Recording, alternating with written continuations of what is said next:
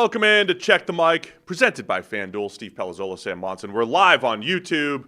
Today, Sam, skewing a little negative, but realistic. Talking about the potential fatal flaw, the critical flaw, the thing that could derail all 32 NFL teams. The offseason is all about hope, Why? Your team could win a Super Bowl. It's not done yet. The season's not over. You could sign a new player. You could draft a new superstar. It's all hope. And then as soon as we get to the regular season, the reality is 31 teams are going to fail. Yeah, you're all going to fail. Right, you're all worried about draft picks. 31 out of 32 teams are going to fail this year. JJ in the chat says, fun show idea. I disagreed. I was like, what if we skew positive again, right? We do this early in the offseason, but it's kind of like a check-in. Are these things still going to be fatal flaws? I feel like maybe we should check in halfway through the season on this as well, because you never know. Like last year's Texans offensive line, we didn't know ahead of time that it was going to be like that. And a lot of times during the season we say, look, I know this team's a playoff team, but they have this issue, they have this weakness that usually gets exploited during playoff time. So that's what we're doing. We're just trying to give you a little heads up, a little warning going into the season. Yeah, and it's a show, we tend to do earlier in the offseason every year, but this is the first time that we're doing it kind of, okay, now all of the team building, all of the additions are theoretically done, free agency, the draft, et cetera, et cetera. This is your team heading into the season. Now what is the flaw? Yeah, and injuries have happened, right, whatever it might be. So yeah, things have potentially changed. A couple housekeeping items. Don't fast forward. This is important. We got the Discord with fantasy leagues. Well, not fantasy leagues there. And Pick'em leagues. Pick'em league and a survivor pool. The survivor pool and the Pick'em league is where you and I will be doing it every week. And your son, Harry. Yeah, Harry's going to be in there as well. So if you want to play along with us, go join the Discord. You'll find the link to that in the description of the show. You'll find the announcements channel, I think, in the Discord, and you can get to the leagues there that run using the Sleeper app. We do that every week, and the winner of each one of those leagues will win some Check the Mic merch. The other thing, yesterday we returned on Wednesdays, right? Our normal cadence is Monday, Wednesday, and Thursday. This Monday will be our last 9 a.m. show. Wednesday and Thursday will be at 9 a.m., and then we'll get into our season flow. Monday, 7 a.m. Eastern, Wednesday at 9 a.m., Thursday at 9 a.m. If you didn't listen to yesterday's show, little draft primer. Now the college football, a lot of college football tonight, 17 games tonight, the whole weekend, week one starts. We gave you a little primer for the NFL draft with our friend Mike Renner, our first in-studio guest yesterday. I think it went well. So if you missed that, be sure to check out Renner and our 2026 NFL draft preview yesterday. People were, and by people I mean at least one person, was disappointed that Mike had shaved the mustache. Clean-shaven Mike. Did we falsely advertise Mike with a mustache? Maybe. In the preview shot. I mean, did that help or hinder the show, It's good. Mike's good regardless of facial hair. True. I think. He still, brings the good, strong takes and good football analysis. So always enjoy talking to Mike. And then the final thing, Monday morning, 9 a.m., our season picks. We're going to make all of our predictions. We're going to go division by division. We're going to pick the individual awards. We're going to pick our Super Bowl winners. They're coming out Labor Day morning, Monday morning at 9 a.m. And then you, the fans, the viewers, the listeners, you guys get to make your picks. You guys get to make your bold predictions on Wednesday's show, the day before the start of the season. So email us your bold predictions. Check the mic at the33rdteam.com. Explain really quick again the process that we're looking for here. We want it to be, like the whole point of this, way back when it was first suggested was, we've been saying effectively the same thing all offseason because generally speaking, teams don't change that much. So if we have a take on a certain thing, we're fairly convinced that's going to be the case until evidence proven otherwise. And you think we are completely ridiculous on this, come out and say so and bet it. And the kind of bets that we were taking were the ones of like, no, of course Seattle isn't getting worse by trading away Russell Wilson and putting in Geno Smith, a career backup and former bust. They're going to get better. Geno Smith is going to be better than Russell Wilson. At the time, that seemed utterly ridiculous and absurd. So we were like, well, of course we're going to take that bet. And that guy ended up being completely right. In fact, multiple people had that take. And they ended up being right, and we were wrong. So that's the kind of bet we're looking for, right? The ones that seem crazy at the time, but actually you end up being right in 4 months' time, and we look ridiculous. And we will put up Check the Mike merch. If you get it right, if we accept your bet and you get it right, there's a link in the description on the YouTube channel where you can get Check the Mike merch. You'll get it for free if you get the right bet. We got hoodies, T-shirts, hats. We got Shouty Show merch, mugs, all sorts of fun stuff in there. Mm-hmm. So we'll put up some coffee against some merch, and we'll make our bets. Sound good? Yep. All right, let's get into it. Team by team for the next 4 hours. Fatal flaw for all 32 teams. We usually start in the AFC East, and we're going to again. Buffalo Bills up first. What's the fatal flaw for the Buffalo Bills? What's going to make Buffalo Bills fans sad and disappointed once again at the end of this season? At the moment, I think it's their cornerback room, which is only really Christian Benford and friends. Already, Tre'Davious White is dealing with an injury in a fairly injury-riddled history. And he's, old. They brought him back.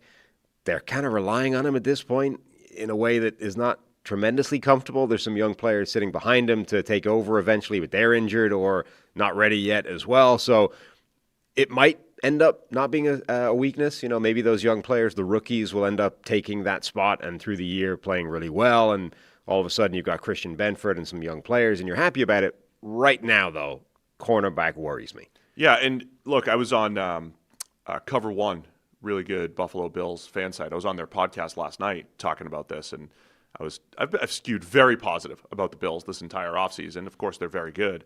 And at the end, they said, all right, give us the negative side. And I said the back seven generally. So the cornerback room, I know Bills fans are a little antsy about Taylor Rapp at safety coming back, or just the safety position generally there.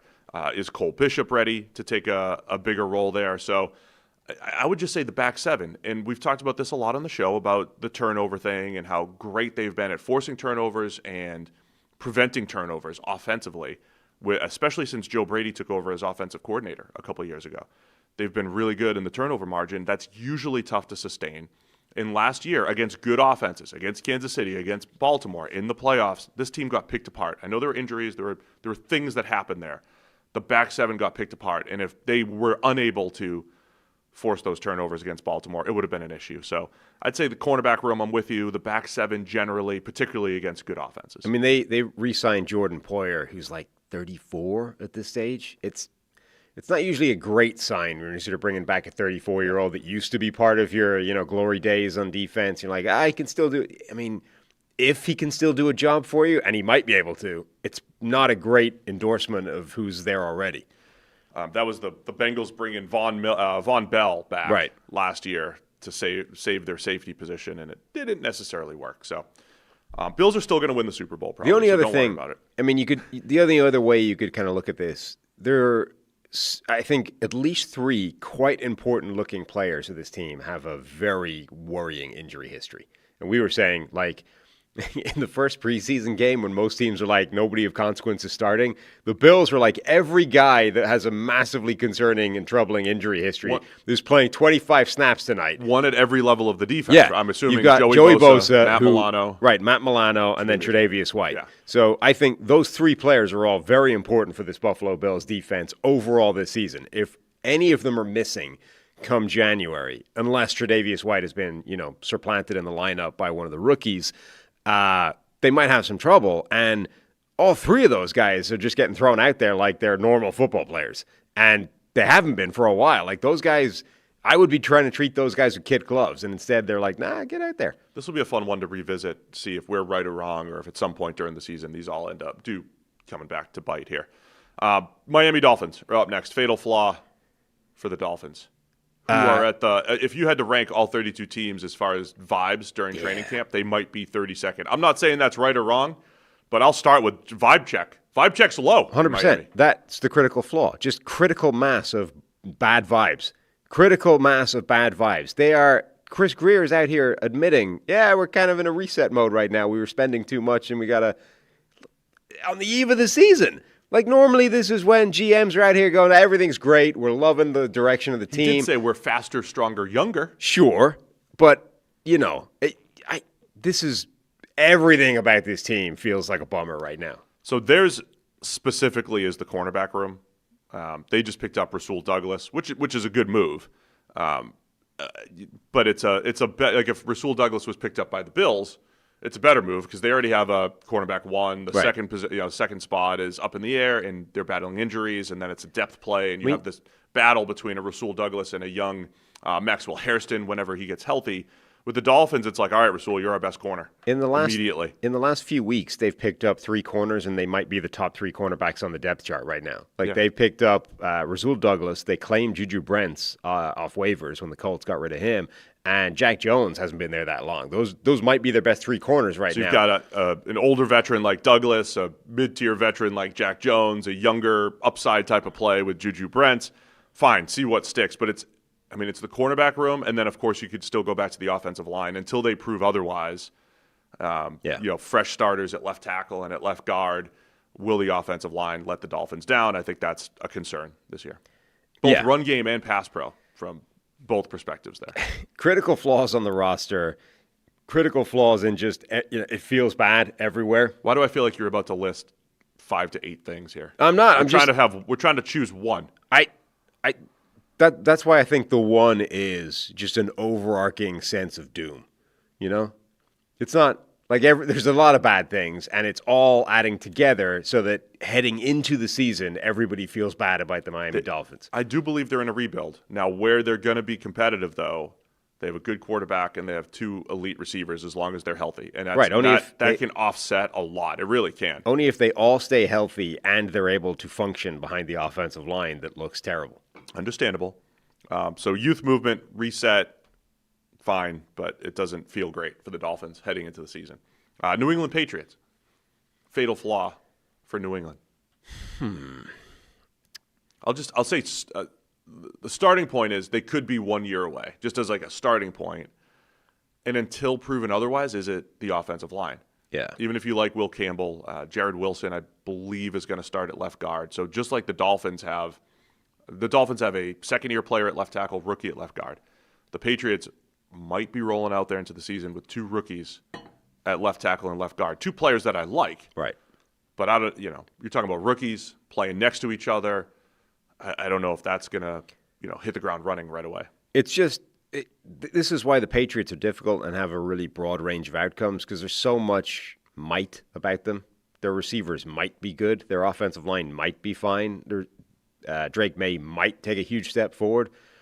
There's also the flip side of that, which is what if none of that happens, or what if only a bit of that happens, and you're stuck. So it's difficult to know which one of those things is the fatal flaw versus which one might be. I guess the fatal flaw could just be there's no way all of that bounces their way, right? Something is going to be there. Something is going to linger that hasn't been fixed yet, and we just don't know what it is at the moment. Anything else for New England? I would also say, I wonder, do they have enough pass rush? Do they have enough edge presence? I know they brought in some players, guys like Harold Landry. Landry's never really been a dominant pass rusher. Keon White is still a work in progress as a sort of dynamic, freakish athlete who can move around a bit. You paid big money, crazy big money, for Milton Williams on the inside. You've got Christian Barmore coming back from his medical issues. Do they have that dominant edge rush presence?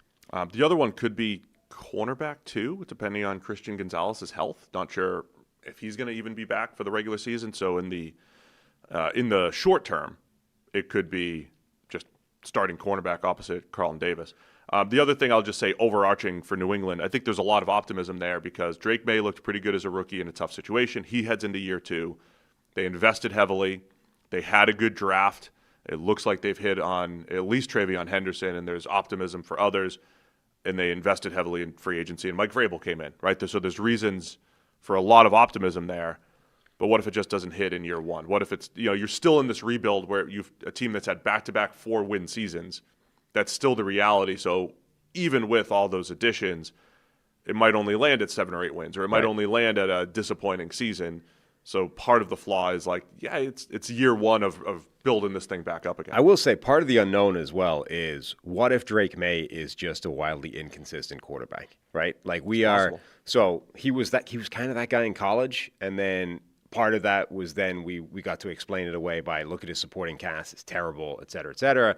last year was an awful situation, so bad that I was like, I don't think you should put him out there at all. I think it's damaging to play him with this supporting cast. And he was able to play very well relative to that support system. So we know all these things affect a quarterback, right? Coaching, receiving, offensive line help, all those things. And they were all terrible around him last year. So theoretically, you should boost him up, right? You should give him a percentage increase because he was working with a crappy offensive line, a crappy receiving core, and not great coaching help. So theoretically, he should be better in each of the three areas this year. But we don't know by how much, and we don't know if that will actually lead to the elimination of the sort of one or two terrible decisions he makes every single game. Like, what if he's just that guy like Jameis Winston, where every game, regardless of the support system around him, he's going to make one or two decisions. You're like, Jameis, what are you doing?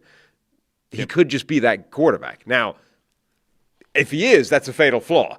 If he isn't, this is all for naught. Jameis is not a fatal flaw. Jameis on his own is a fatal flaw to any team's prospect of winning a Super Bowl. Can't believe 1 week before the season we opted into being negative about every single team. One of my favorite all-time tweets, by the way, is it's a clip of Jameis Winston in college going on one of his madcap scrambles. And remember there was the story that Jameis had LASIK and he could you could barely see anything.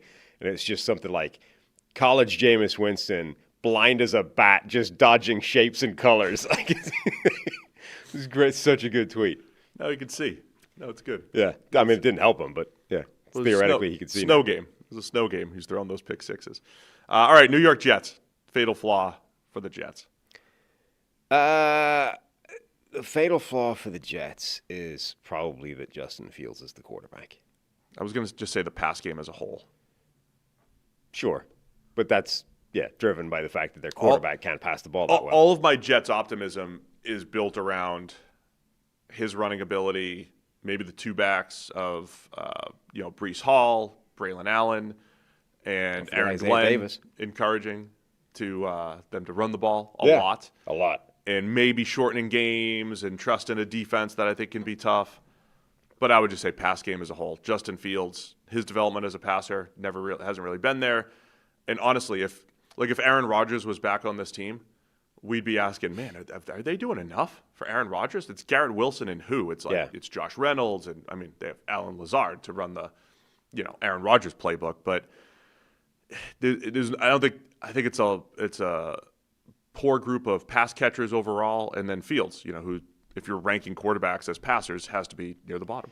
Yeah, I mean, the optimism for the Jets and for Fields is the floor. It's what can we kind of create and what is the baseline we can get out of this. But the ceiling, I think, unless he takes a massive step forward, which, again, I keep saying, I do think is theoretically possible with Fields. I don't think he's necessarily capped as just this rank average at best quarterback.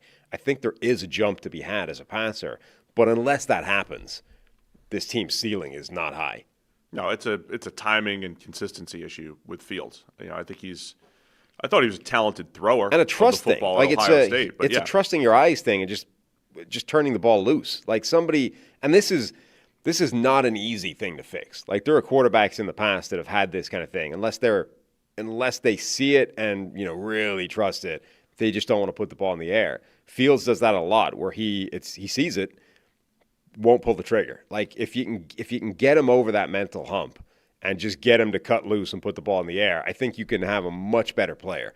But until that happens, the Jets are not winning that many games. The two places I think the Jets are potentially increasing variance to give themselves a chance to win is the run game, ball control, fewer possessions, and then if they play as much press man coverage as the Lions did last year, with Sauce Gardner and a whole bunch of 6-foot-plus corners, and just getting off the field on third down, forcing incompletion. So man coverage volatility, and again, these things go either way. Man coverage volatility, shorten the game with the run game. Maybe they become feisty, but at the end of the day, it's going to be difficult for them because of the pass game. They should also lean into crazy Dan Campbell fourth down aggressiveness as well. Oh, for sure. You now have a quarterback that can do the same thing as Jaden Daniels, Josh Allen, Lamar Jackson, cheat the math on fourth down and just be super aggressive and use Justin Fields to invalidate whatever defense is called. You got 2 yards to pick up, trust Justin Fields can make that happen. Maybe it won't be how you called it, right? You got a nice fancy play that's supposed to get you 2 yards in the pass game. Justin Fields decides not to pull the trigger, but instead like scrambles and outruns a defensive lineman. Doesn't matter. Job done. First down. Like lean into that. Go absolutely nuts and go for it on almost every fourth down. All right, 4 teams done. Let's go to the NFC East. Fatal or critical flaw for the Dallas Cowboys. Just an overarching lack of talent, isn't it? I mean, they've got a few very good players, and then the rest of them are not. Not enough talent across the board. I think you're completely misreading the Cowboys. No. Where's the talent? How much less talented? So I know you've got, say, a DeMarcus Lawrence out, Zach Martin retired, George Pickens comes in, so they're better at receiver on paper with Pickens and CeeDee Lamb. Like, how much less talented are they now than 2 years ago when they were a 12-win team? Than 2 years ago? Have you really looked at this? Significantly. One of their starting corners is Kyer Elam, who can't start. Their offensive line has been getting progressively worse. No, they've... 2 years ago, their offensive line Deron is worse. Bland and Trayvon Diggs. Kyer Elam is going to play. He's one of their top 3 corners. They want Deron Bland. I mean, Deron Bland is playing slot and outside. No, I get it. He will kick in. Kyer Elam will come in. Kyer Elam comes in. Catastrophe. Has been the general state of his career so far. Yeah, I mean, you don't want to bank on Elam. I have more concerns about the offensive line than I did 2 years ago. Yeah. Still don't have anybody in the backfield. Edge 2 is an unknown, but there's a whole lot of young players trying to... They still have nobody that can stop the run up the middle. Their linebackers are more specifically, it's that. Again, this is off-season Cowboys vibe check, which has been bottom 5 the last 2 years. It wasn't like that in previous years, so I get that.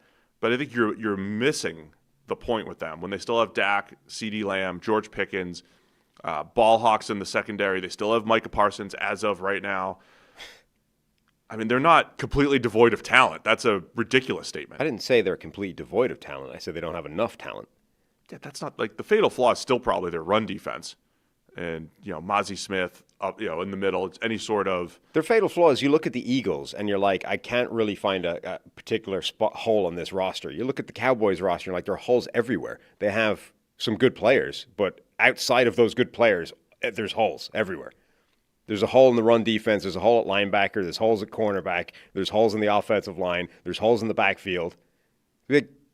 Gaps everywhere. Yeah, I don't think it's as bad as you're letting on here. I would be more specific and say, if you want to say cornerback 2, and so 3. yes, which is Diggs and Bland, but Bland when he's in the slot. So right. If you want to say the outside corner opposite Diggs, that's fair. General defensive tackle. Osa Odigizua is good. He can rush the passer. They don't have, the bulk up front to stop the run. They were getting gashed early in the year. It got a little bit better. I think those are all fair. And then the offensive line, I think, is still a bit of a question mark. Tyler Booker's a rookie. Tyler Guyton struggled last year and has been battling injuries. So, yeah, there are holes, but I think you're a little too broad with lack of talent. Yeah, there are some holes. Okay, I'm not 100% sure what the distinction we're drawing between those two things is. The emphasis that I'm putting on it. Yeah. But if I had to choose one, it's on that defense. The defensive side of the ball. It's like for the 10th straight year, defensive tackle. Can they hold up against the run? And I don't feel good about that again. There was a great play where Mozzie Smith, killed the runner in the backfield when they just didn't block him. So that happens every time they're in good shape. He's like the poster child for me. With those the one-play samples that go around during preseason. It was like his rookie preseason, and he's like stack and shed and makes the play, and Cowboys fans are like, yeah, we did it. We got our nose tackle. This guy's great at stopping the run. It was literally the one good play he made in the preseason. He was still getting moved like a library ladder 10 yards off the ball, and then that carried into his next 2 years in the NFL. We were talking about this before we went live at a different position, but he would be a great example of you start reevaluating your draft take and, self-scouting essentially. What did I get? I don't understand what happened with Mozzie Smith. There's one thing to not necessarily be a dominant NFL player. I do not understand how the college version of Mozzie Smith produced the NFL version of Mozzie Smith. I don't get what happened there. It happens sometimes. It happens. So you just think the whole team's a fatal flaw, Dallas? Not the whole team, just the whole team outside of their good players. Why don't we just say that for every team? New York It's Giants. not true for some other Everybody teams. but Malik Neighbors and their defensive line for the Giants. The Giants' fatal flaw is probably the offensive line still. Yeah. There's enough of a question there. And by the way, we're a couple years removed from Andrew Thomas being at his best. He's been so banged up for a while now. Between his injuries and everything, right? It's funny because we were talking about this off air the other day too, I believe, or maybe it was on air. But the idea that most offensive linemen. Oh no, was this with Renner yesterday about offensive linemen? Yeah, I think so. He was like, he was comparing offensive linemen to like the loyalty of a dog. Yes, right. They're more loyal to you. They're not going to get hurt unless they will. Right. Most of the time, if a lot of guys are durable on the offensive line, and then you have a handful. He was crediting their loyalty, and then we got onto the idea that they're either also extremely durable or going to miss a third of the season. Yeah, one or the other. And the challenge there is in a week where every single conditional 7th round pick was being flipped for like a 4th tackle because teams are desperate for depth. If Andrew Thomas gets hurt again, it's massive. Yeah. Because you already don't feel great about the rest of the offensive line because it's the same group as last year. And they were better. I think they were better last year, but it's still, wherever you want to rank it, bottom half of the league, bottom 10, wherever you want to put that. And then you throw an Andrew Thomas potential injury out there, and it's even worse. Yeah, I mean, Andrew Thomas, I think, is a really good left tackle, but he's now approaching that world of, the Teron Armsteads, where it's like you basically have to assume he's going to miss a chunk of the season at this point until he shows otherwise. So that's taken a guy it's already a problem if he misses time, and now you have to basically bake it into the process. The interior doesn't look great, even with a potential new starter at right guard. Right tackle is still Jermaine Illuminor until they turn that over to Marcus Bowe. If that happens, we don't know what that's going to look like. I mean, it's 4/5 of your offensive line is still maybe a question mark, and the fifth might be missing a few games because he's becoming an injury question mark. Regardless of whether Russell Wilson or Jackson Dart is your quarterback, that feels like a concern. And then I'll just throw out there, I mean, would you rank Russell Wilson in the top 20 quarterbacks right now? Right now, probably not, but it wouldn't shock me if he played in that group. He's still Russell Wilson, but he has not been anything close to what he was for the majority of his time in Seattle. So he's been a bottom half of the league quarterback, I would say, the last couple of years with spurts, right? With good spurts in Pittsburgh and good spurts in Denver. I think he had some empty stats there, I think, in Denver that made things look a little bit better. So it's not a fatal flaw, but anytime you're working with, say, a bottom 10 to 12 quarterback, which again, I mean, just stack up all the quarterbacks in the league. Would you put Russ in the top 15 to 20, or would he even make that? Anytime you're working with that, much like the Fields thing, you're a little behind unless everything else is great. Yeah, I do think he's played a little bit better the last couple of years than it's like the drop off. The first year outside of Seattle was so terrible. He's been better than the Nathaniel Hackett year. So that year was so bad that everyone was like, Russ is just done. He's a joke. Like, this is abysmal. This is an absolute farce. And it's like that carried over into the last couple of years. Like, it was so awful. It reset expectations so hard that people almost refuse to believe when he's got some half-decent play behind him. So I don't think he's been quite as bad the last couple of years as people are acting like he's been, but he still hasn't been anywhere near his peak in Seattle. All right, let's go defending Super Bowl champion Philadelphia Eagles. Their critical flaw. Ugh. You hate this. You love the Eagles. I really don't know what their critical flaw is. I mean, what's the weakest point of the roster? Maybe cornerback 2, and cornerback 2 might still be fine. Again, saying, Cooper DeJean is in the slot right there. I would say I keep harping on the defensive line depth versus previous years. Jomo hater. I love a Jomo. Not all the depth. I don't know if the edge rush group is the same that they've had the last couple of years. So it's relative, right? It's relative to how he's trotting out one of the best rosters, if not the best roster, for multiple years in a row right now. Even when they collapsed in 2023, that was still true. I think from a personnel perspective, things just kind of collapsed for 10 weeks or whatever it was. But they've lost some pieces. So last year at this time, we probably would have said right guard. We don't know what we're going to get from Mekhi Becton. We don't know. Just like a couple years ago, it was center. We don't know what we're going to get from Cam Jurgens. But you'd probably say the same thing, right? Right guard. Right guard because you don't know. Right guard is potentially the weakest starter of the 22 people they're trotting out there. I just struggle to believe generally that right guard can be a critical flaw for a team. Like even if their right guard happens to be the worst starting right guard in football, I don't think that would stop them winning a Super Bowl. The nitpicks would be, I would say, pass rush depth until the Jalix Hunt development is solidified. It's not just, hey, he had a good spurt down the stretch. And then wide receiver depth, right? They traded for John Mechie. They traded for John Dotson last year. Still a little fragile because A.J. Brown and Devontae Smith are so good. I think if you lose one of those guys, you do lose some dynamism on the outside and ability to win through the air. That's the cop-out. When they need to. That's the cop-out, I think, is you can always just go, depth. Depth in a specific area is their critical flaw. But yeah, that's what you're talking about. But like you said with the Cowboys, like here's 4 starting spots that I don't feel great about. With the Eagles, there's not a ton of starting spots that you don't feel great about. That's my point. Is Dallas's critical flaw is there's half the starting unit is not good on either side of the ball. Philadelphia's fatal flaw is maybe we can quibble with depth at specific areas. Like if an injury bug happens at a certain position unit, the depth might be bad enough that they're in trouble. But I mean, you could say that literally about any team. That's an example of what you were complaining about when I was doing the Dallas thing. I honestly, though, the Eagles roster is in really, really good shape. There's a reason they're one of the favorites. They have a strong chance to go back to the Super Bowl again.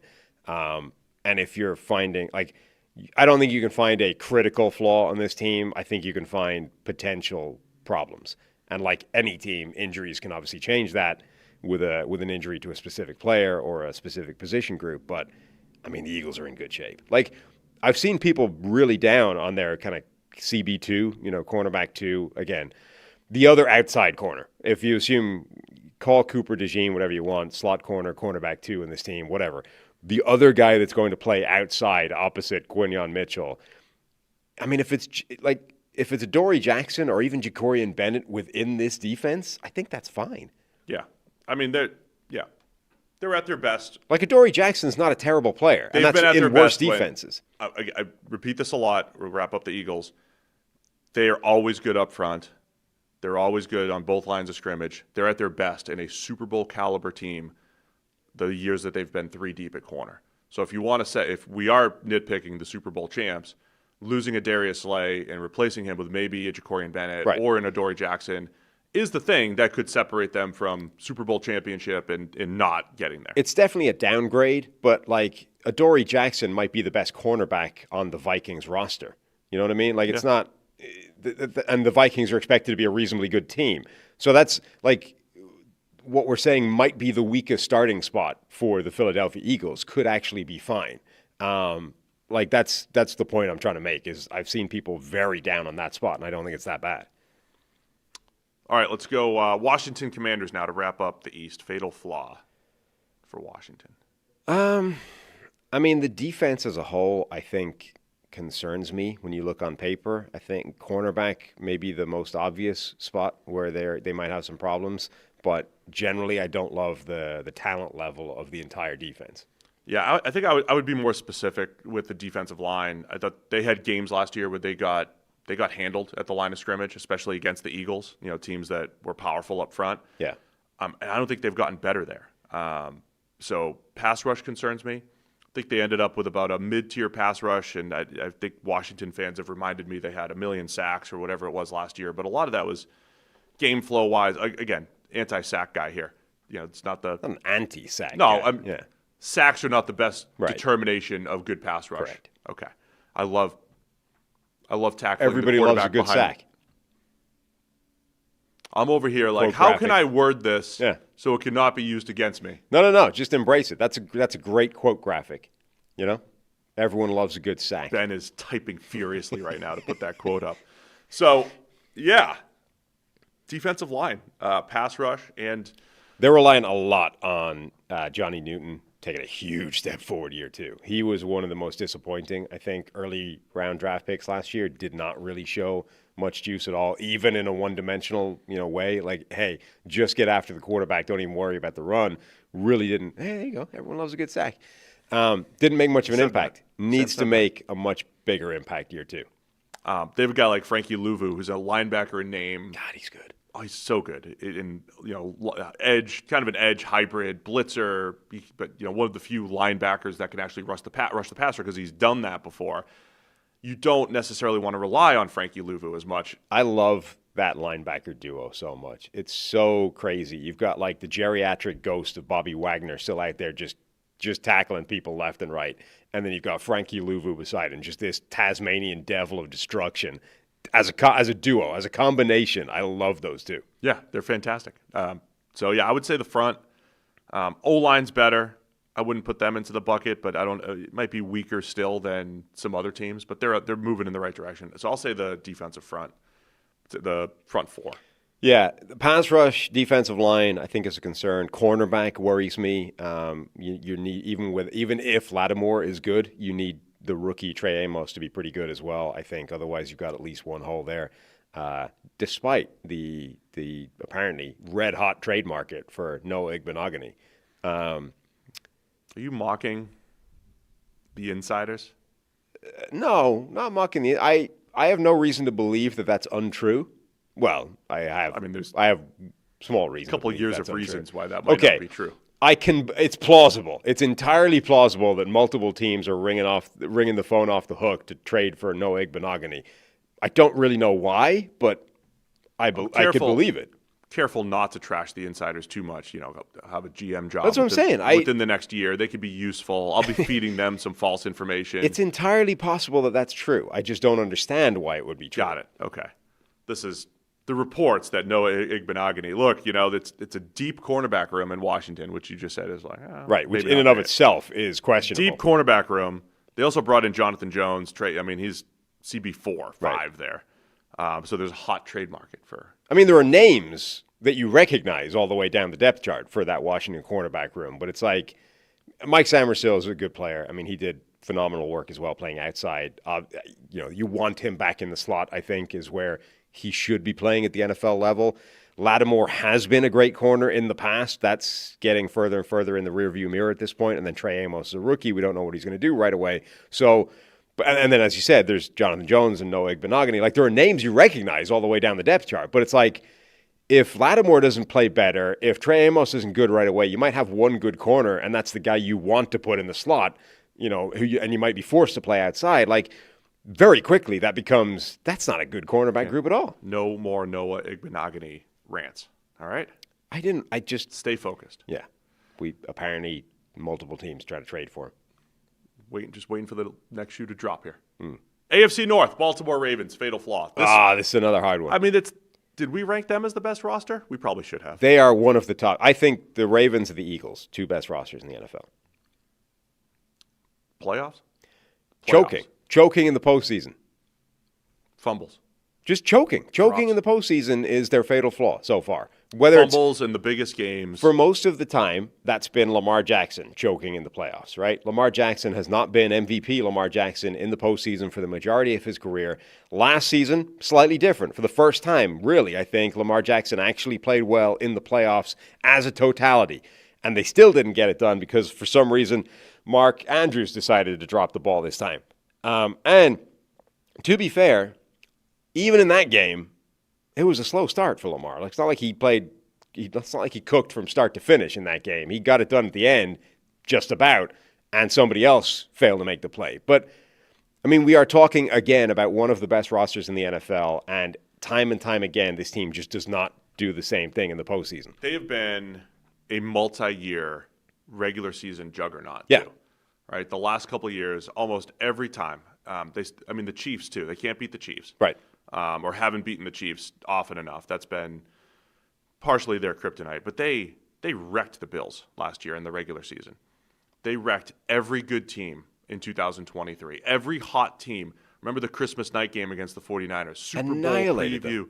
All this. Destroyed the Niners. Destroyed the Lions. The 2 teams that went to the NFC Championship. Right.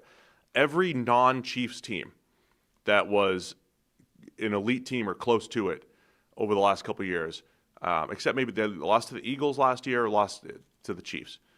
So almost every regular season hurdle, they not only won the game, but won it with, running away.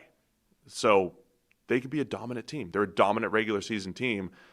So roster-wise, I don't think there's a ton to list here. No. I mean, we said before, look, generally speaking, I think the narrative of like, are you a playoff team? Are you a big, are you a bright lights, prime time kind of thing? I think mostly that's crap and it's noise and it's just variance.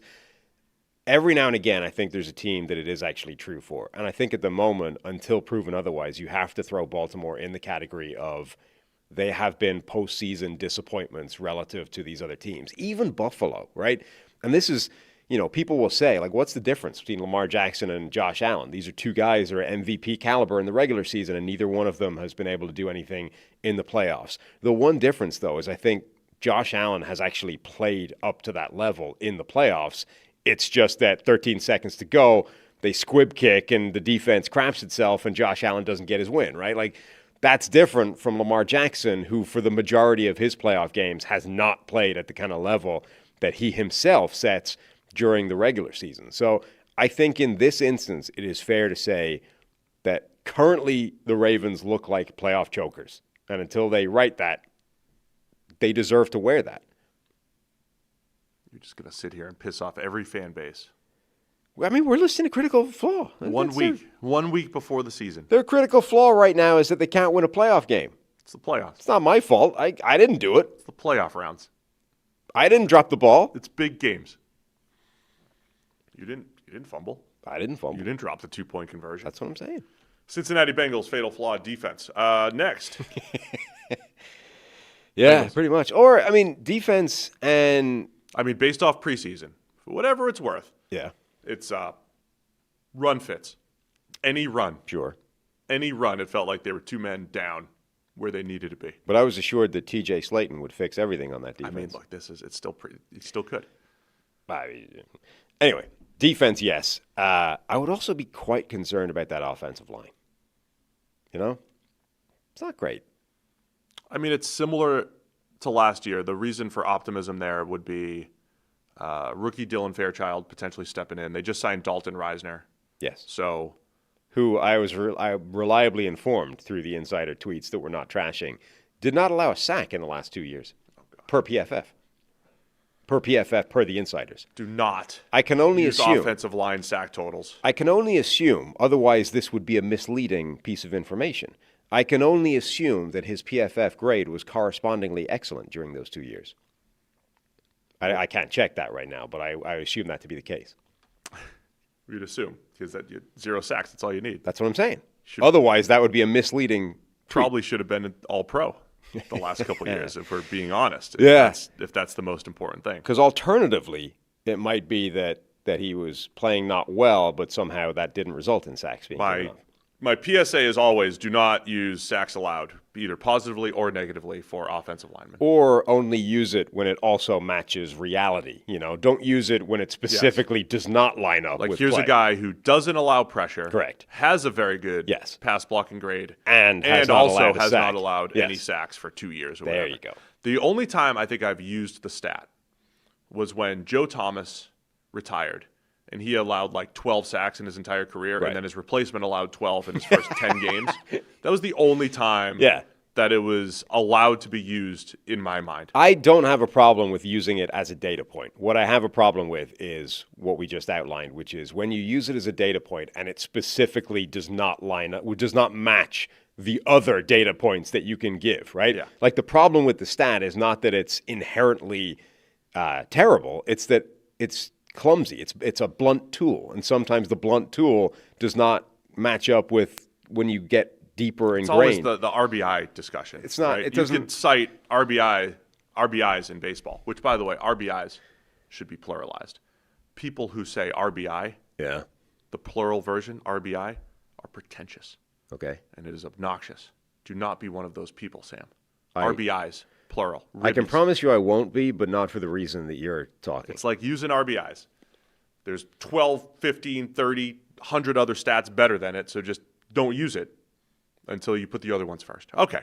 But the Bengals, I would also more specifically say the pass rush. I don't know if the run defense is going to be as bad and inconsistent as it was last year. They've worked hard to add the big bodies and everything, but pass rush opposite Trey Hendrickson, who's back. Trey's back. And now it's this group of Shamar Stewart, Joseph Asai, Miles Murphy, the other edges who they can move around. They could do their own NASCAR package. They can move Shamar Stewart around. Great. Somebody's got to create pressure opposite Trey Hendrickson. But Yes. the defense as a whole Yeah. would be the potential fatal flaw, even though you and I have gone on the record saying just bringing in Al Golden. Well, this is some a classic- personnel changes, yeah. some health at corner could make it better. This is where it's like preseason starts to butt up against your priors. You know, I think there's a lot of reasons that the Bengals defense should be better than it was a year ago. Until you watch them play preseason. But in every preseason game, it was like, if anything, they look worse than they were last year. Let's hope that that isn't true and that that's for some reason just preseason. But God, it looked rough in preseason. Cleveland Browns.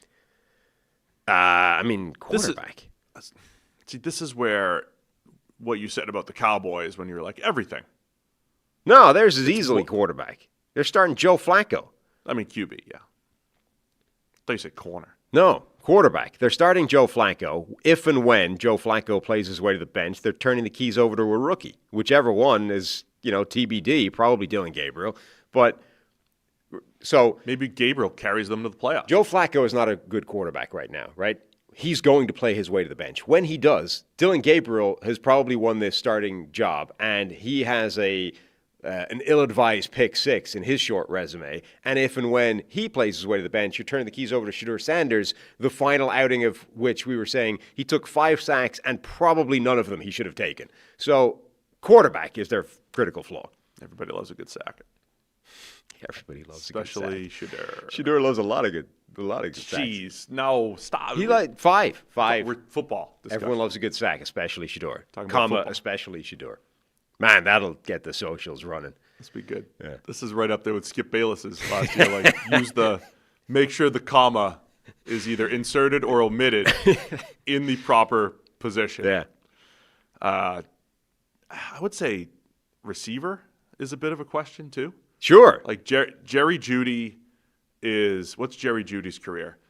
With a handful of games with Jameis Winston, he's Jerry Rice. Yes. In every other game, he's kind of a disappointing first-round pick who's shown flashes. Like, he's their top guy with Jamari Thrash. Jamari Thrash has done some nice stuff, and Cedric Tillman has shown some flashes here and there. But DeAndre Carter, by the way, is back on the roster for, year 10 in the NFL. Mm-hmm. There's always some guy that's been in the NFL for 10 years that I'm like, do a double take. Hey, welcome back, DeAndre Carter. So I'd say receiver. And then I think there's the offensive line. I think the starters are fine, but they're getting old. They're a little banged up, and I think they're a little thinner there, other than the great Cornelius Lucas, who we'll talk about. Great. later on. There's some weaknesses everywhere else, but quarterback is by Quarterback's the far and away their fatal flaw. I think when we did this the first time, we just pick one thing. Pittsburgh Steelers, fatal flaw. Is it left tackle? I'm not ready to say Aaron Rodgers is their fatal flaw, but if Aaron Rodgers has a bad left tackle, that feels problematic. It could be. Is Broderick Jones definitely playing left tackle?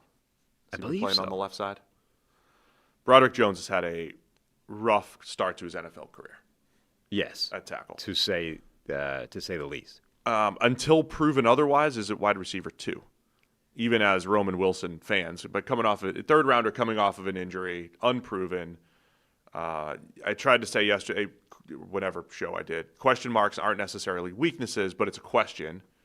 If not necessarily, but they can be. But they can be. Yeah. Like if DK, I mean, honestly, wide receiver 1, DK has never really been a wide receiver 1 go-to guy. Right. So I would say either way, I look at receiving groups, the receiving core, and I want to see 4 dudes that can make an impact on every team, including tight ends. I don't think the Steelers have that. So pass catchers overall, they've got some depth at tight end, which is great, some versatility there. The wide receiver group, I don't think has enough dudes beyond DK Metcalf. And I like Roman Wilson. Even if Roman Wilson is really good, is it wide receiver 3? You're going to get enough from Calvin Austin and Scott Miller? Are you going to get enough from those guys? I don't know. Yeah. Broderick Jones has played every snap of his preseason at left tackle so far. Just double checking. I believe that is the plan. I mean, it's My probably mind always keeps flipping him and Fautano. it's probably the support structure for Aaron Rodgers. Like, Rodgers is not the critical flaw. The fact that his left tackle is probably Broderick Jones right now, that his wide receiver room is such as it is, and that his offensive coordinator is Arthur Smith. I mean, these three things together don't feel like they're going to produce MVP Aaron Rodgers. The 41-year-old quarterback at any given point could become that as well. You never know. As of now, I don't think we've seen that. Yeah, I mean, I expect Aaron Rodgers to play broadly similarly to how he played last year, and I think if they want better outcomes than that, they need to have a better support structure around him, and it doesn't look like they do immediately on paper. All right, Sam, we got a couple of other divisions, 5 more, namely, to get through. But Fanduel's getting you ready for the NFL season with an offer you do not want to miss. New customers can bet just $5 and get $300 in bonus bets if you win. That's right. You pick a bet $5, and if it wins, you'll unlock $300 in bonus bets to use all across the app. You could build parlays, bet player props, ride the live lines, whatever your style, FanDuel has you covered. The NFL season is almost here. The only question is, are you ready to play? Visit FanDuel.com/CTM to download the FanDuel app today and get started. FanDuel.com/CTM. Must be 21 plus and present in select states. For Kansas in affiliation with Kansas Star Casino, or 18 plus and present in D.C., Kentucky, or Wyoming. First online real money wager only. $5 first deposit required. Bonus issued as non-withdrawable bonus bets, which expire 7 days after receipt. Restrictions apply. See terms at sportsbook.fanduel.com. Gambling problem? Call 1-800-GAMBLER or visit fanduel.com/RG. Call 1-888-789-7777 or visit ccpg.org/chat in Connecticut or visit mdgamblinghelp.org in Maryland. Hope is here. Visit gamblinghelplinema.org or call 800-327-5050 for 24/7 support in Massachusetts, or call 1-877-8-HOPE-NY or text HOPE-NY in New York. All right, while we're talking FanDuel, a little prop bet before the season that we wanted to discuss. This one caught my eye when I saw it last week. Most regular season interceptions thrown for the 2025 season. The favorite for this is Cam Ward. Yeah. At plus 750. Then Baker Mayfield plus 850. Sam Darnold plus 850. Trevor Lawrence plus 1100. Bunch of first-round overall number one picks here. Bunch of number one picks. Geno Smith plus 1200. Dak Prescott plus 1200. And the one that caught my eye was Drake May at plus 1600. That I think would be the value play. Again, when you're making a pick here, you're not necessarily saying this is going to happen. Yeah. But you picture a world where the situation, the scenario could happen. I thought Drake May at plus 1600, that kind of caught my eye for a year 2 player who, forced some stuff last year. I honestly, I think that's by far and away the best value from this thing. Like, Drake May had 1 or 2 plays last year, every single game, that were terrible errors. And if he plays the entire season and, they pass a lot because they're not necessarily winning, I mean, he could easily have an absolute boatload of interceptions if that doesn't improve. Yeah. So interceptions can be situational, Yeah. so you need the opportunity. It helps if you're on a bad team. There's a chance the Patriots don't, win more than 6 or 7 games, and they're, like you're saying, they are playing from behind, and you're forcing passes. And May's decision making was inconsistent last year. Yeah. Darnold is an interesting name in this as well. Like, Darnold could easily just have a Sam Darnold season as opposed to last year's Sam Darnold season. That would be a pretty interesting one. The other name that's in there that is a deep, long shot, but I would throw in there as an interesting one. Caleb Williams is seen as Mr. No Interception because of the streak last year. And yet, remember his final year at USC. It's like that dude was trying to fit balls in everywhere, and every single one of them was picked off for the first time in his career. Like, what if that guy shows up again? We're trying to get himself on the same page as Ben Johnson. He's just bad decision after bad decision. The only question with him is how long could he do that before they put in Tyson Bagent? Yeah, he took a lot of sacks last year. Didn't throw those interceptions. Right. All it takes is a couple, Ben Johnson says, hey, let's not take those negative plays, and he decides, well, I'm going to chuck it down the field and take maybe there's a negative play on the other end instead of in the backfield. That's the tricky element to the most interceptions thing, is you need to be sure that the guy's not going to get benched after, 15 of them.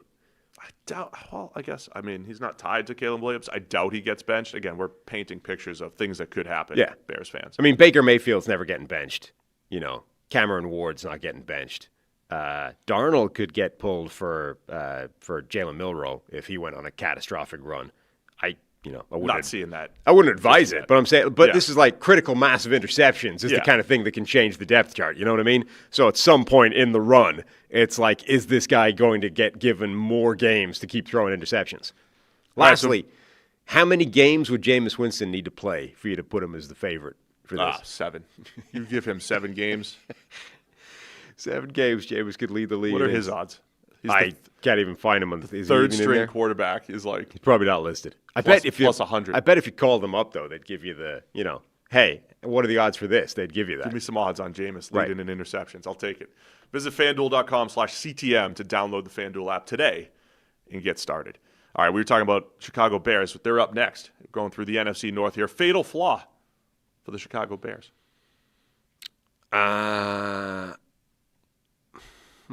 So if we're talking, I'll describe it like this. If we're talking, will they have success this season? Will they be more than like an 8-win team this season? Yeah. It could just be Caleb Williams and Ben Johnson just aren't ready together. It might just be the transition year, right? I don't know. I keep painting a picture in my own head that we're going to feel much better about the Bears in the second half of the season than the first half. Yeah.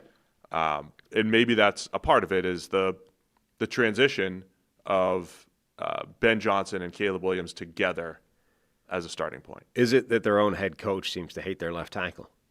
He does hate their left tackle. That's The other day, he's like, we're going to have a starter. That's ever a great We're feeling. not rolling out with the Arthur Smith no tackle package. We're going to put somebody out there. I don't love it. I don't want to have a left tackle, but we have to. And we're going to put someone out there. And his name's Braxton Jones for now. Right. I do wonder if, the way last year it was like, love what the Bears have done, putting this wide receiver group around Caleb Williams. This is a great situation for a rookie to step into. And then that group didn't really feel like they played to that level. Roma Dunze didn't necessarily hit the ground running, certainly the way like a Malik Labors or a Brian Robinson Jr. did. Keenan Allen didn't look like the same player that he has for most of his career. So suddenly what looked like a really good receiver room on paper did not necessarily play that way. I kind of wonder if the offensive line will be that way this season, where it's like, wow, look how hard Chicago went after the offensive line to upgrade, to make sure that this group was a plus unit for Caleb Williams. What if it just isn't? I mean, Jonah Jackson hasn't played great for a while and has been banged up. Drew Dahlman is fine, but he's not like he's not Creed Humphrey, or he's not Frank Ragnow, which is one of the best players at the position. Braxton Jones, we've just been talking about, his own head coach seems to hate him right now. And the people that were he seems to hate him and yet recognizes he's my best option at left tackle. Yes. So, what if 3/5 of that offensive line is still average to below average and the line just is still not very good? Only other one I would, it's not even nitpicking. They're not coming off a great season. Run defense, when Andrew Billings got hurt last year, they didn't really have, like Gervon Dexter has done a good job of being disruptive. They've added Grady Jarrett, but they were a little fragile there as far as like the big-bodied, run-plugging nose tackle. Yeah, I mean, even generally, they've added a lot of bodies to that defensive line. I still don't love it. I mean, Montez Sweat is a good player and still, I think, comfortably the best player now. Grady Jarrett has been a great player, but again, it's been a while now since we've seen his best play. They gave him a lot of money. Maybe they expect him to bounce back to that level, but if he doesn't, they are kind of thin on impact players on that line. All right, the Detroit Lions, fatal flaw for the Lions. How many times this offseason have we mentioned the coordinator change? It's got to be, right? I mean, it's tough to find something that you would say is a bigger potential problem than losing both coordinators in the same offseason. By the way, it's a good way to position this whole thing. It's not that like these things will absolutely hold this team down. It's more, hey, what could? Right. What could? What are we looking at right now? I mean, if we're at the end of the season saying what went wrong for the Lions, we would say, hey, they just didn't transition smoothly from Ben Johnson and Aaron Glenn. If I was power ranking like the top 3 things that I would be concerned about for Detroit, it would be number 1, losing both coordinators in the same offseason. Now, I've said before, I think they are better insulated to deal with that than the Eagles when when their thing fell apart and they lost both coordinators.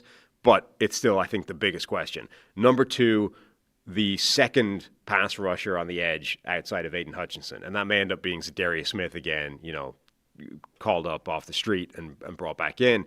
But for now, it isn't. And then thirdly, Terrion Arnold is going to start for them at corner in year 2. He was picked on and beat up in year 1. I expect him to be better in year 2, but if he isn't, suddenly that becomes a problem. You didn't mention Frank Ragnow retiring. I didn't. No, I don't think that's amongst their biggest concerns, honestly. I know it could be a problem, and sure, if you want to throw that in as number 4, the offensive line turnover, it's definitely a downgrade, but I still expect that offensive line to be fine at worst. The football one, the personnel one that concerns me the most is still edge rush opposite Hutchinson. I'm still fine with a buy low on Marcus Davenport every year at $2.5 million. I'm good with that, but my expectations are low. My expectations are nothing at this point, yeah. Even when the Lions' defense was playing well, when Hutchinson was playing well, there's a lot of times where, man, I just wish we got to see him and Zadarius Smith play together last year, and we still might be able to. We'll see. We'll see if there's that late signing at some point, and that would ease some of my concerns from a personnel perspective for the Lions. They're in the Eagles bucket. They're in the Ravens bucket. There's not much. They're 1 year removed from being in they just choke in the playoffs, though. That statement from the Ravens, right? If they just lay an egg, blew a big lead 2 years ago against the Niners. Terrible turnovers against Washington last year in a home game. Right? So, they're one more year of that before you start saying, all right, there's just bring your best game in the playoffs. That's your biggest question. Yeah, that's But fair. the Lions are still very good. They pay the bills. We appreciate you. Green Bay Packers. Fatal flaw. I mean, So if we were doing this in May, you would be like wide receiver. we would have said wide receiver. Lack of number 1. You and I, we watched four routes of Matthew Golden, and he made a contested catch in the preseason, and all of a sudden, no, they're good. Yeah, they might have that I guy. knew where you're going. You're like, they're good. We've both watched 5 plays, and said, no, they'll be fine. Golden's a stud. Yeah, I mean, I'm not willing to say they are good at that spot now, but it certainly changes how concerning I believe that group is. I'm also not sure it was the fatal flaw to begin with. I mean, again, there's this idea of, do you actually need a number 1 wide receiver? Is the problem with Green Bay's receiver core that the lack of a number 1, or is it more that the number 2 and number 3s, of which they have 6, have never been consistent? Like that might be the bigger problem. I'm going to be more broad. As we've talked about the NFC North a ton, and we will on Monday as we go division by division. Jordan Love has the high-end potential, as high as any quarterback in that division, right, to carry the squad. When you look at them against the teams they couldn't beat last year, the Eagles, the Vikings, the Lions, there's no star power for the Packers relative to those teams. Now, there's internet rumors, there's Twitter rumors that Micah Parsons is coming to town. Yes. Our friend Bob Sturm said Dallas Cowboys insider / beat reporter / general know-it-all. 93% sure that's all just Twitter made up. Yeah, 93%. That's pretty high. I took it a step further. I bumped it up to 97%. That's how I feel. And then somebody sent me a previous tweet of that guy predicting Thielen, which was like, yeah, that was in the news. I mean, everybody's been predicting that. That was 4 days ago in the news. Anyway, I think the Packers lacking star power, whether you want to say a receiver. Maybe Matthew Golden is that star. Josh Jacobs is a star, but he's a running back. Offensive lineman, Zach Tom's really good. Like, they don't have Rashawn Gary's very good off the edge. They don't have elite players. Edgerrin Cooper could be the guy at linebacker. But you see where I'm listing here? Yeah. Like their best players might be running back, could be second-year linebacker Edgerrin Cooper.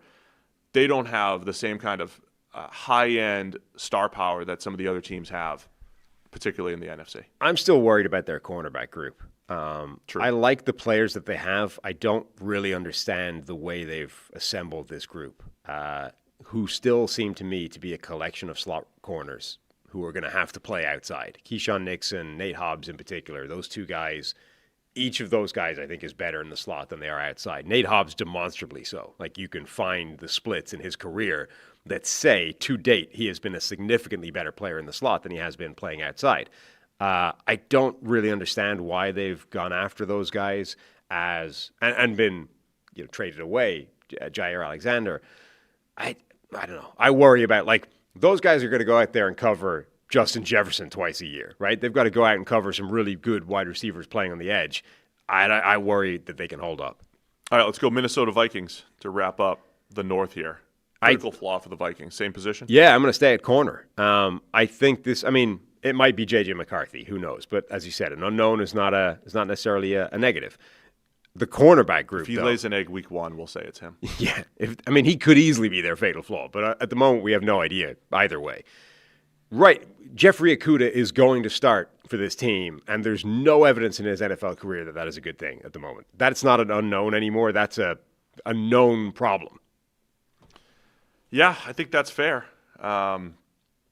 Minnesota did a lot to fix the offensive line, right? So last year it was, I don't think we knew it at the time, but as you saw it play out, it was the interior of the offensive line that was in fatal flaw territory. Yeah. They did stitch together cornerback. Or Sam Darnold melting down. Yeah, that too. Late before the season last year. But yeah, Isaiah Rodgers, Jeff Okudah, Byron Murphy in the slot is fine. Dwight McLaughlin being there, who I know they liked, has some size. Yeah, I think you could say corner. But they're trying to bank on everything else, solving that, right? And Flores, trickeration, blitzing, the 4-man rush that they have, which will be excellent. They're banking on that, hiding some of the cornerback flaws. And it could. Look, that stuff is obviously interconnected. And if Brian Flores, with the new additions on defense, if he just turns that group into the 2007 Giants defensive front where they're just able to unleash hell as a constant source of pass rush. They had cornerback issues too until the pass. That's what I'm saying. If Jonathan Grenard and Jonathan Allen and Javon Hargrave and Andrew Van Ginkel, and maybe you get more from Dallas Turner in year 2, and then the blitzing of Ivan Pace and Blake Cashman, if that group as a totality is just a 45% pressure team, every game, then it doesn't, even Jeffrey Okudah might be able to hold up on the back end if that's the kind of pressure they're getting up front. If they don't, though, Jeffrey Okudah at the moment is a massive liability unless somebody is able to wave a magic wand and fix him. All right, man, we're done with the North. Let's go AFC South, starting with the Houston Texans. Fatal flaw for the Texans. Until otherwise, the offensive line. Until we see evidence that it's not going to be, you have to say that offensive line looks like a problem. And that's with us being pretty optimistic about it this offseason, or at least painting a picture where, as bad as it looked last year, especially in pass protection, that they'll be okay. The biggest optimistic kind of slant on all that is it shouldn't have been as bad as it was a year ago. It was not just. I think it's because of how the bad happened last year. There was 2 things. They were out schemed. They were unprepared for stunts and blitzes most of the season. And then there was certain games where it was like Kenyon Green can't block anyone, and so there were certain times where it was like just the left guard is awful. Right. And there was other times where the unit as a whole, there's unblocked rushers, there's miscommunications, there's issues up and down the line. And so if that part's solved, right? So 2 things could be solved. Kenyon Green's not there. And then just, see the stunts and blitzes. And, just communicate. No matter who the personnel is, it doesn't take talent necessarily to, be in the right place at least. And so those are the 2 things that could be better. But I think it's fair to say rookie left tackle. Now, they went with Arante Ursary as the guy over Cam Robinson. Cam Robinson's not awful. He's an okay starting left tackle, especially in pass protection. So that either bodes well, or you could say, well, last year's second-round tackle, Blake Fisher, struggled when he was out there. So, I think the offensive line is still a question until proven otherwise. Yeah, I think there's a starting 5 group in there with their personnel that is fine. But you can look at it and say this was the worst offensive line in the NFL last year, and the only good player on it they traded away. That seems extremely unlikely to result in a net improvement next year. But a huge amount of the bad play last year was schematic / mental, as opposed to physically guys just getting their ass whooped. And maybe there is something to this idea of, Laramie Tunsil was a problem within the unit, within the locker room, within the team meeting room, and actually trading him away, even though he's a really, really good player, has a positive net effect on everybody. It just lifts the mood or whatever. The example it's set is better.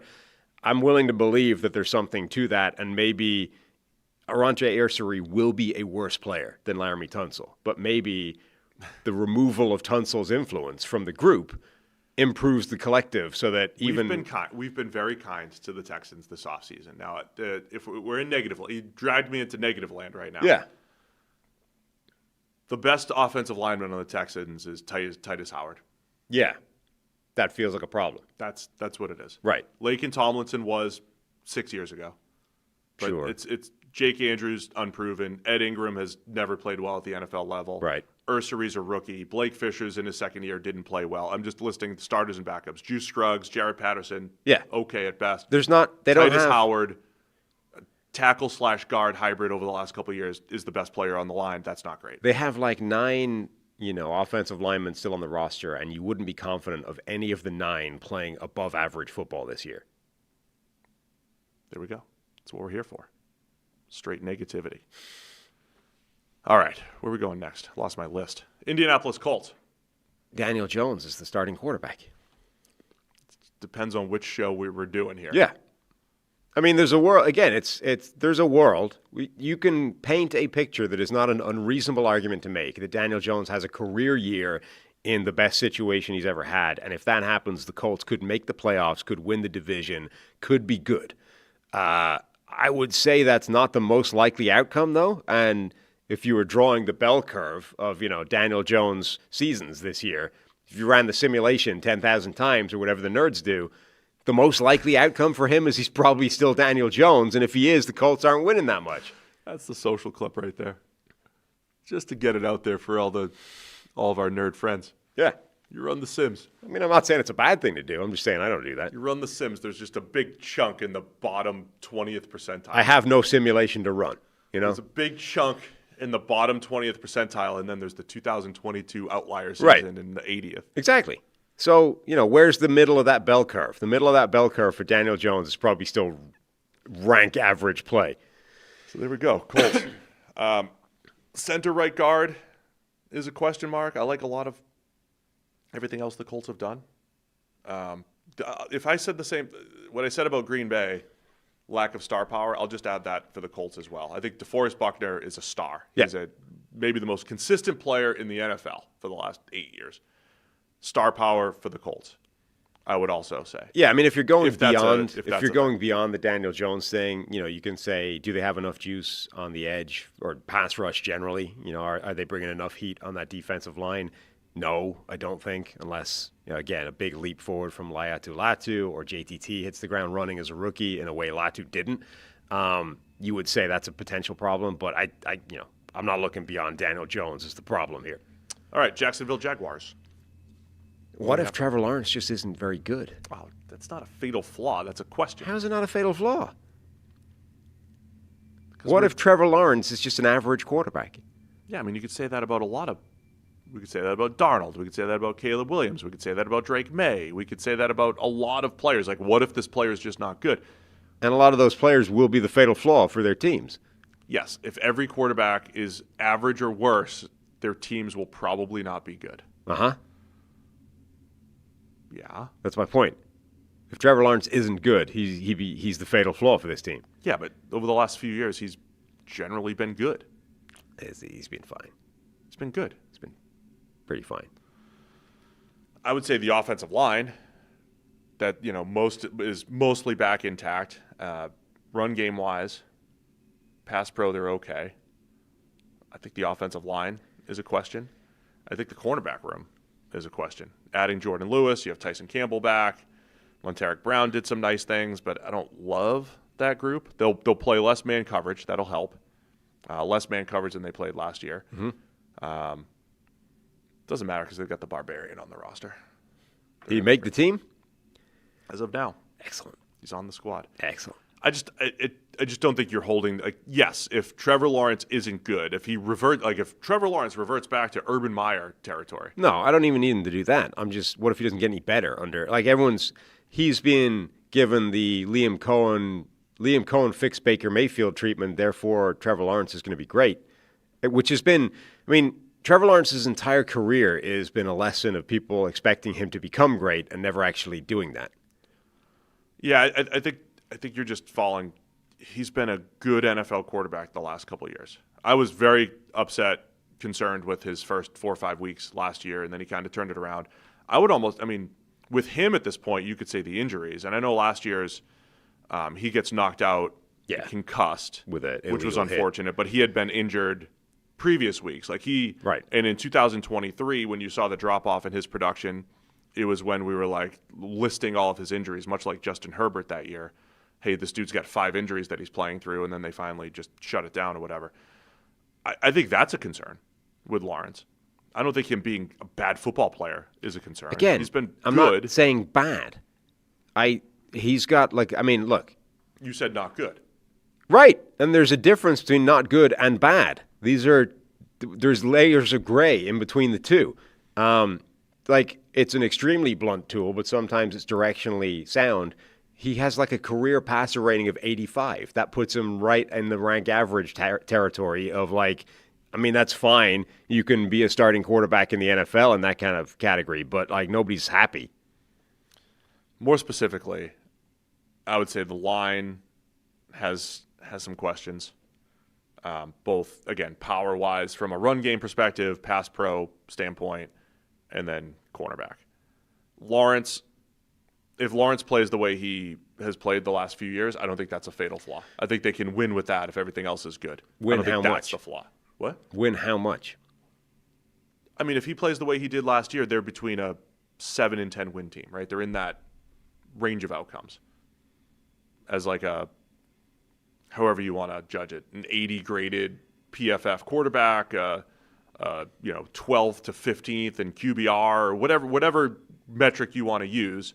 If he's QB 10 to 15, which I think he's been in that range the last couple of years with spurts in the top 8, then they're a mid-tier team. If he doesn't That's not a fatal flaw unless the expectation is all right, let's get to the Elite 8. Let's get to the divisional round again like they did in 2022. Given that he's getting paid $55 million a year, whatever it is, that probably should be the expectation.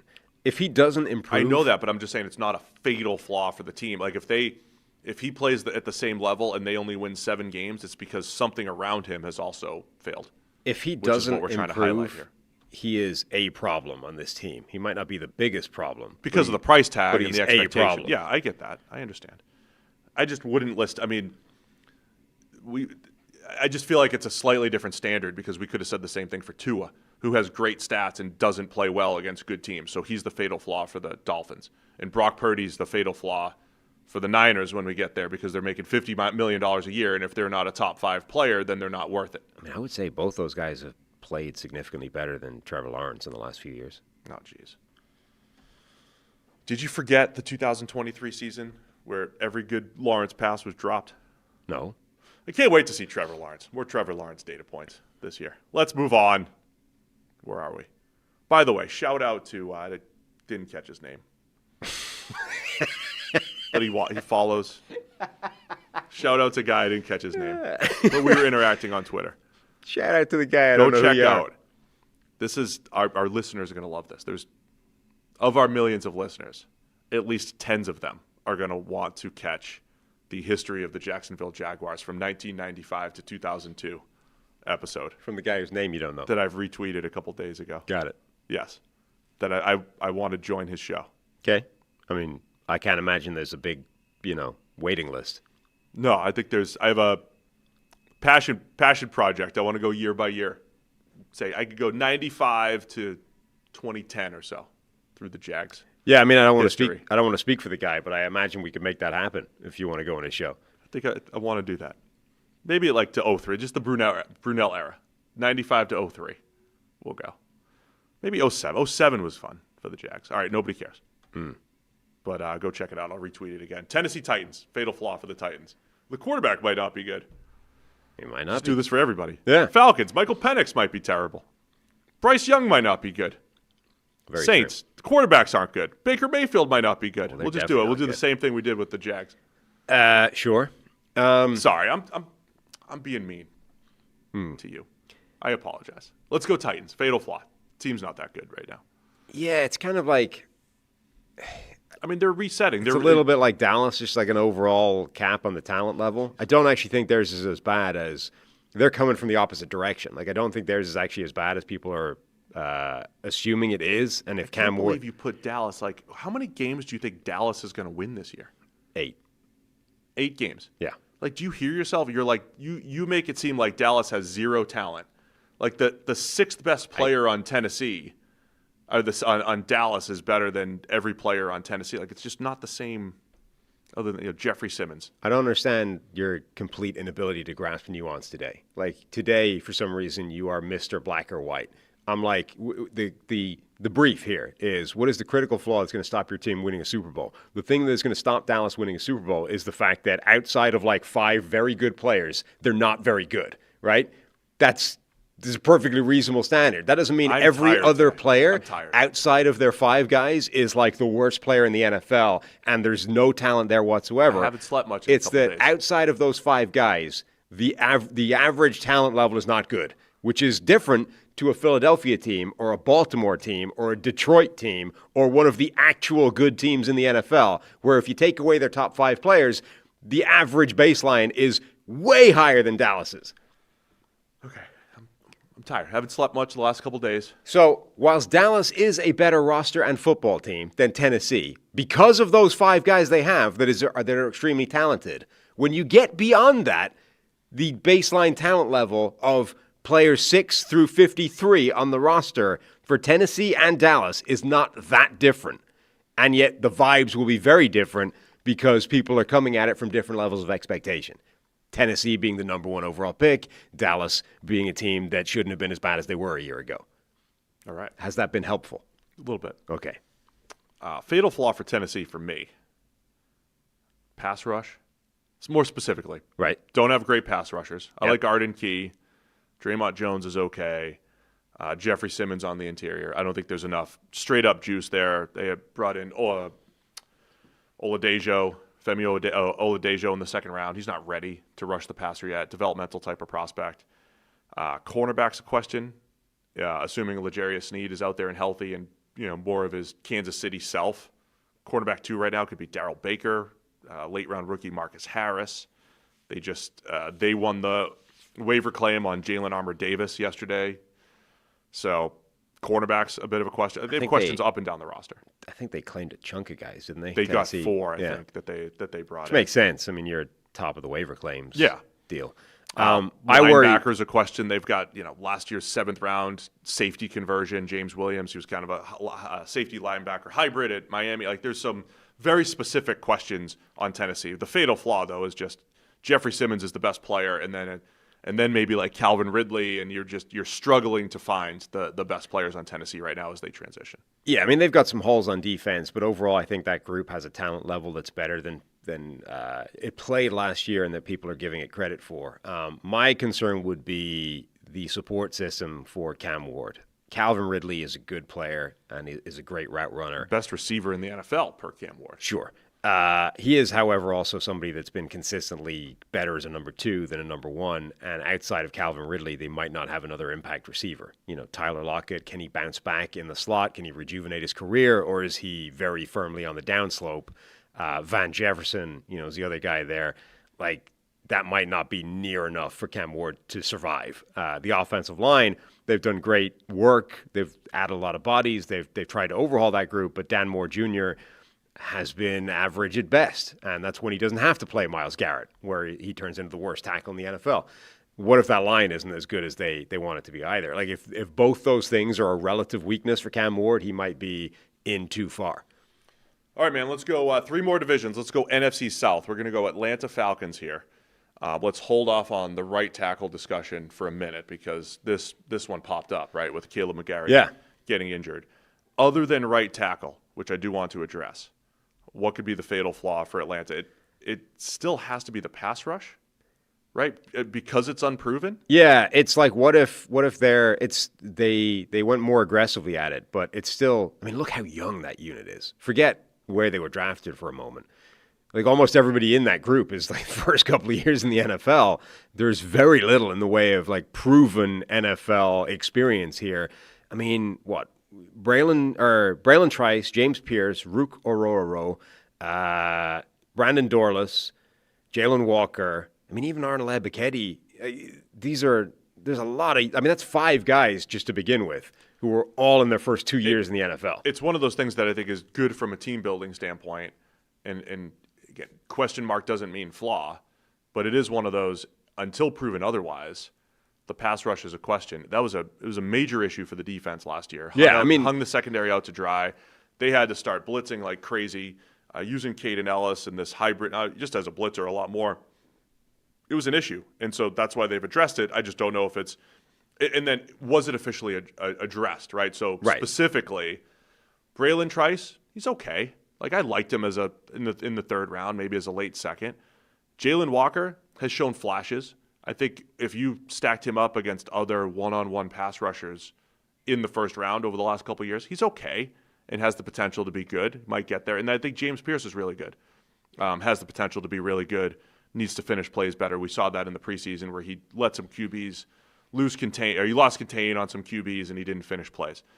So the potential's there, but that's what it is at this point. And if they're a year away from a pass rush perspective, it's another long year in the secondary. Yeah, I mean, the reason they went so hard at it in this draft is because last year they basically threw 3 draft picks at it after passing on a pass rusher at the top to draft Michael Penix, and none of those guys did anything. Braylon Trice, injuries, Rook Ororo, and Brandon Dorlus, that trio basically did not make any kind of impact whatsoever. Now, that doesn't mean they won't in the NFL, period. It just means that you can't really rely on any of them at this point. So you go and get Jalen Walker, you go and trade aggressively, you get James Pierce Jr. Now, if those 2 guys on their own fix it, great. If those 2 guys on their own fix it and one or two of the guys from last year show something in year 2, that's even better. Suddenly you've got a real strength. There is, however, a world where the guys from last year remain non-factors and one or both of the guys you drafted in the first round to fix it don't make that kind of positive impact because they're rookies. And, are either one of those guys a better prospect than Dallas Turner from a year ago? Maybe. I mean, even if you say yes, but like Dallas Turner basically did nothing year 1, right? So if he had people in front of him, but yeah. But he had people in front of him because he wasn't making an impact, and they didn't he got because it was Jonathan Grenard and he played plenty last year and did nothing, right? Like if he had been making the kind of impact that Jared Verse was making, even limited snaps, he would have had a much bigger role within that defense. The point is, he was making no kind of impact, and they had an alternative to go with, so his role got scaled back. If either one of the guys or both of them has that kind of rookie year, which is entirely plausible, you might be in a world where the Falcons still have no pass rush. So the real fatal flaw for the Falcons is right tackle because of Caleb McGarry's injury. And our next segment is brought to you by our friends over at Root Insurance. Root Insurance believes that good drivers deserve better rates. So they've created a new kind of car insurance that rewards good drivers in an easy-to-use app. Traditional car insurance companies, they focus on demographics like age, zip code, occupation, and credit score to price their coverage. But when Root offers a rate, your behavior behind the wheel gets more weight than any other single factor. They don't use occupation or education level to negatively affect your rate. So while you drive, Root gathers and analyzes data from your smartphone sensors, and after a few weeks, you'll get a car insurance quote based primarily on your driving. Save up to 44% off your initial Root quote after you take the test drive. If you need a tow truck, jump start, or lock your keys in the car, Root will cover the help you need to get back on the road when you opt into roadside assistance. The Root app makes it easy to edit your coverage, update your policy, or file a claim in just 3 minutes. You can get started today at Root.com. And today, Sam, we're going to give roadside assistance to the Atlanta Falcons. Well, this is perfect because you're actually heading to Atlanta soon. So you're going to literally provide roadside assistance. You're going to drive up in the minivan, and who are you bringing? I am not driving the minivan. No. I'm driving to Nashville. Okay. Picking up my friend and business partner. Right. And then driving to Nashville in his car. Okay, but right, fine. So it's not a minivan, but you're driving up. You're going to be rocking up, driving outside the stadium. Who are you bringing for the Falcons to play right tackle? So for those who don't know, Caleb McGarry's out for the season. Correct. At right tackle. That's problematic. Storm Norton, other backup tackles are either not ready or bad, injured, or Storm Norton. You would say bad. I would. This is one of those cases. They're rolling with Elijah Wilkinson right now. I'm comfortable labeling Storm Norton as bad. Yeah, I got you. So my suggestion, first off, if I was GM, what I've learned this week, Sam, is the most important position on the team is swing tackle, because every team in the NFL is just they're looking like, who's my swing tackle? Who's my swing tackle? I'm sure that's 100% My accurate. favorite swing tackle in the NFL right now is Cornelius Lucas, who was. Is that because the great Morgan Moses is now a starting right tackle? Morgan Moses has been a starting right tackle. My favorite swing tackle is Cornelius Lucas. He's done it on the left side, the right side. But the Browns have him. The Browns signed him in free agency. As soon as I heard McGarry was out for the season, I was thinking, would the Browns part with the best swing tackle in the league, Cornelius Lucas, who the Falcons would need to play right tackle for the entire season? The guy's 6'8", still moves pretty well. I think he's a decent zone blocker, fit for what the Falcons do. He's reasonable in pass protection. For this time of the year, he would be great. And look, the Falcons are low on draft capital. They've already lost their first for next year. They haven't drafted a ton these last couple of years because of some of their aggressive moves. If the Browns would part with Cornelius Lucas, who's not slated to start, you have DeJuan Jones, you have Jack Conklin. Conklin's always banged up. Lucas probably plays some football this year, right? So it would be a little risky for the Browns, but that would be the phone call that I'm making if I'm the Falcons.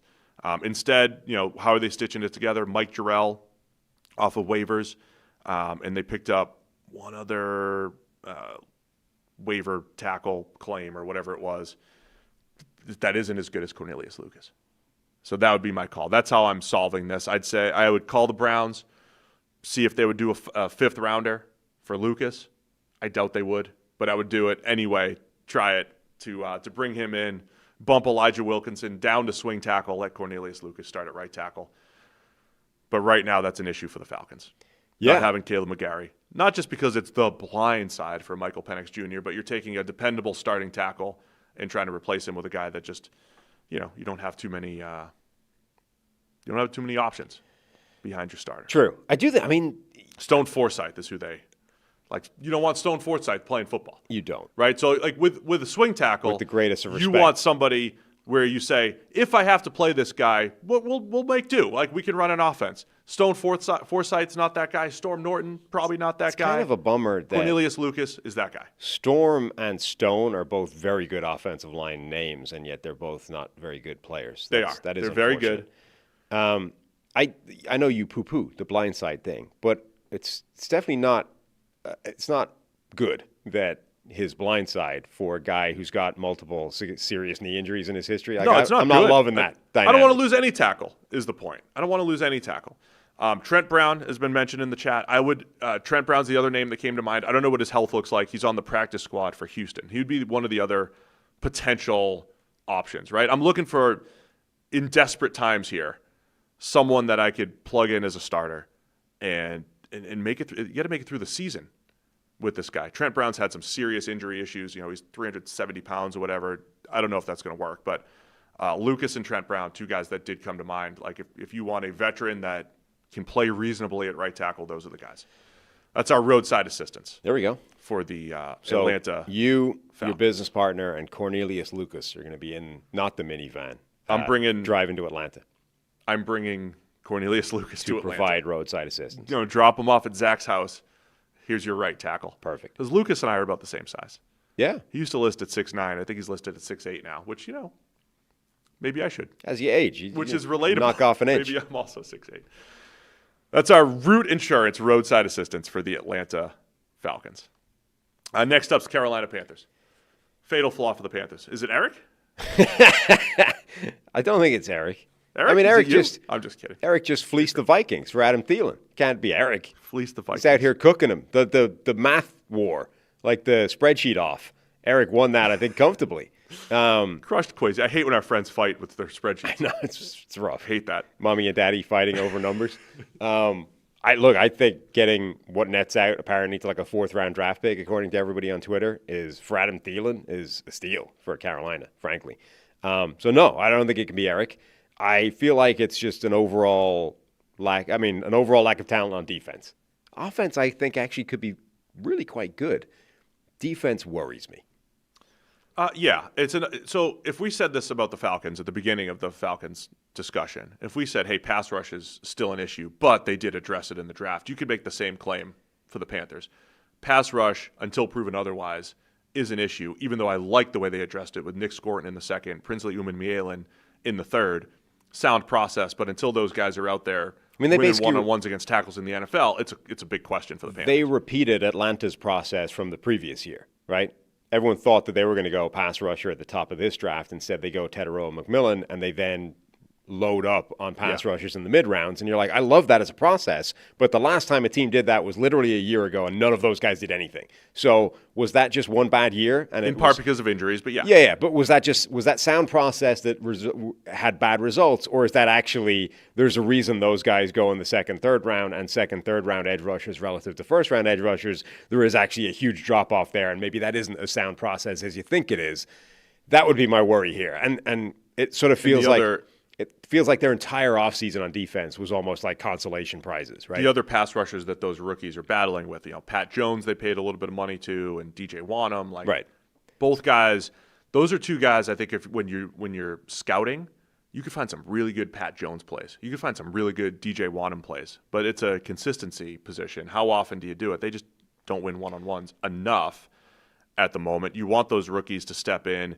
So I have concerns about the pass rush generally. Yeah, and they were trying to get Milton Williams for a reason. That's the thing. And instead settled for, a couple run stoppers and Tershawn Wharton, who's pretty good, but not Milton Williams. It feels like their entire offseason was just a bunch of consolation prizes. Like they tried to get Milton Williams, had to settle for Pat Jones, Tershawn Wharton, consolation prizes. And those guys are not as good as Milton Williams.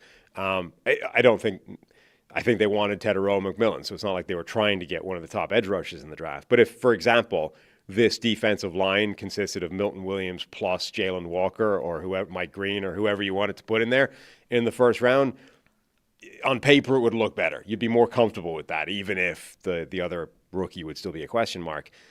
With a bunch of middle round rookies plus a couple of consolation prizes in the veteran market, it just doesn't feel as good.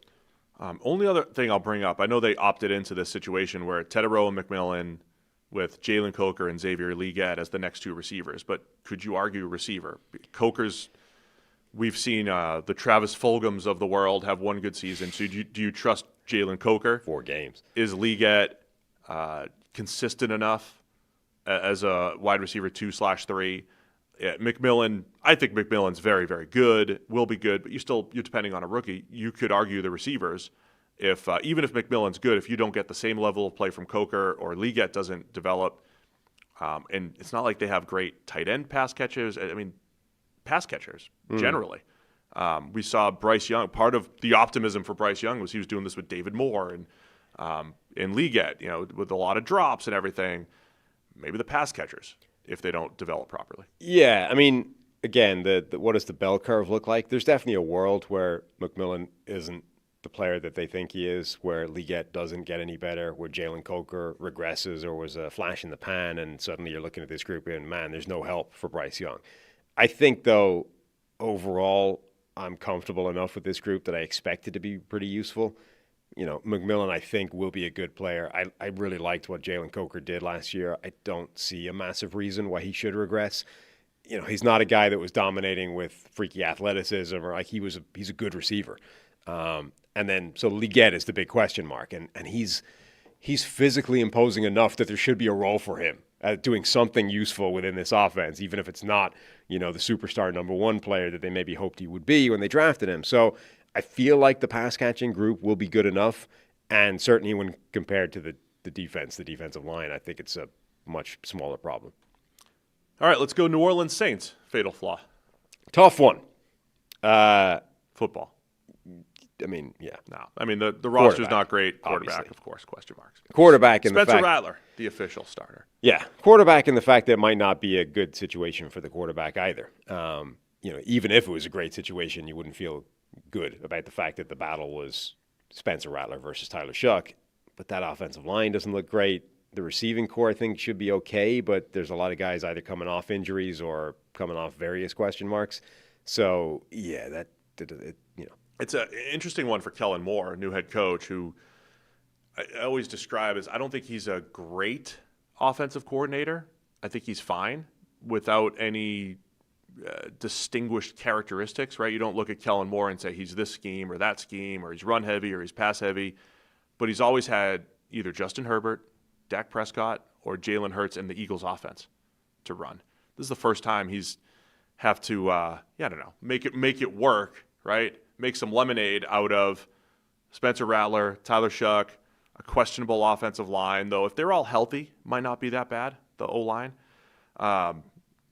Chris Olave and some questions at receiver. Rashid Shaheed's there fine. Brandon Cook's getting a little bit older, so it's not awful, but the quarterback situation, I mean, that's definitely the biggest question, right? Like if you dropped another quarterback into this situation with Kellen Moore, you'd say, all right, they could make something work here. But there's not enough from a Rattler or a Shuck to say, okay, this is going to be a good season for the Saints. Yeah. And then more specifically, I would say the defensive line. They just released Isaiah Foskey, former second-round pick. He's done almost nothing. That's the reason why he got released. Brian Brzee, pretty good pass rusher, not good against the run. They just don't have enough up front. Carl Granderson's good. Chase Young's pretty good. I don't love that defensive line. The interior in particular looks pretty awful. Particular, yes.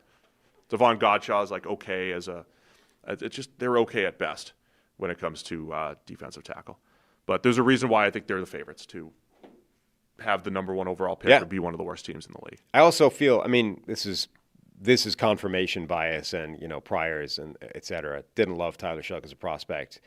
You don't even feel the excitement of, well, when Shuck gets in the lineup, maybe he could show something. I don't really think that's likely. Maybe he will. And if that happens, great. That changes everything. But, at least I'm interested in the Browns' backups. I'm not even particularly interested in seeing Tyler Shuck play when he comes in. When Dylan Gabriel comes in for Flacco, I'm like, all right, I'm going to tune in for that one. I'm watching. I'm focused. And when Shedeur gets in, God knows the internet's going to burn down. But when Tyler Shuck gets in, it's like this is probably going to be worse than it was last week. I know Lions fans pay the bills, but Shedur's really paying the bills. What if you get a Shedeur Lions fan? I'm a fan of the Lions, but I also really wanted Shedeur. I mean, bills are paid. When that happens, we're going to get a lot of views, a lot of click-throughs there. So Saints, easier one, I guess. Tampa Bay Bucks, fatal flaw. I don't like this one because this is a good team, top to bottom. And I don't want to say that their fatal flaw is that Baker Mayfield is Baker Mayfield. But effectively, the thing that's keeping them from being an elite team might be that their quarterback's good, not great. It's also what's making them a good team. Yes, agreed. Right? Like he's the reason they're contending in the first place. I mean, it's like the Trevor Lawrence standard you're trying to hold to here. If the goal is get over the hump and it has compete to be. Week in, week out, not in a one-game setting with the Lions and the Eagles. If the goal is to compete with the best teams, then Baker's got to step it up in certain games. Yeah, and that has to be the standard for this team. Like they're a team now that expects to win the division and make the playoffs, but can they beat in the playoffs the Eagles or the Lions or a team like that? At the moment, it doesn't look like they can, and one of the biggest differentiators you would say is I don't know that Baker Mayfield is consistently going to have that game that he would need to make that happen. I also wonder, I mean, if you wanted to, they don't really have the stars the way some of the other teams do in terms of like who's a dominant player for this team. Tristan Wirfs, yes, he's going to miss some time. That's not ideal. He's also a tackle. Say Mike Evans. I mean, no, because Mike Evans is like a classic. You've been banging on for years about 1,000 yards is meaningless. Mike Evans is good, not great. But he has... Mike Evans is wide receiver Baker Mayfield. He has star power spurts, right? I don't think... So does Baker. But he's wide receiver Baker. Like, who's the guy? Where's your Justin Jefferson, your Micah Parsons, who's your star? No, that's a fair question. They don't have that. I mean, you could have said Levante David a couple years ago. He's not the same player that he was. Right. Yaya Diaby, if you're going to say, like, who could be that guy could become, going forward. It could be him or and like Bucky a Zion Irving. McCollum at corner that, if he continues to progress. But that's Bucky Irving. Bucky Irving could. Yeah. Again, like the players you're identifying for the team that like could be dominant are not necessarily impact positions. Similar to my Colts specifically, nitpick, where you look up and down, it's like pretty good depth chart. Yeah. But it's like DeForest Buckner and like who else is the real impact player there.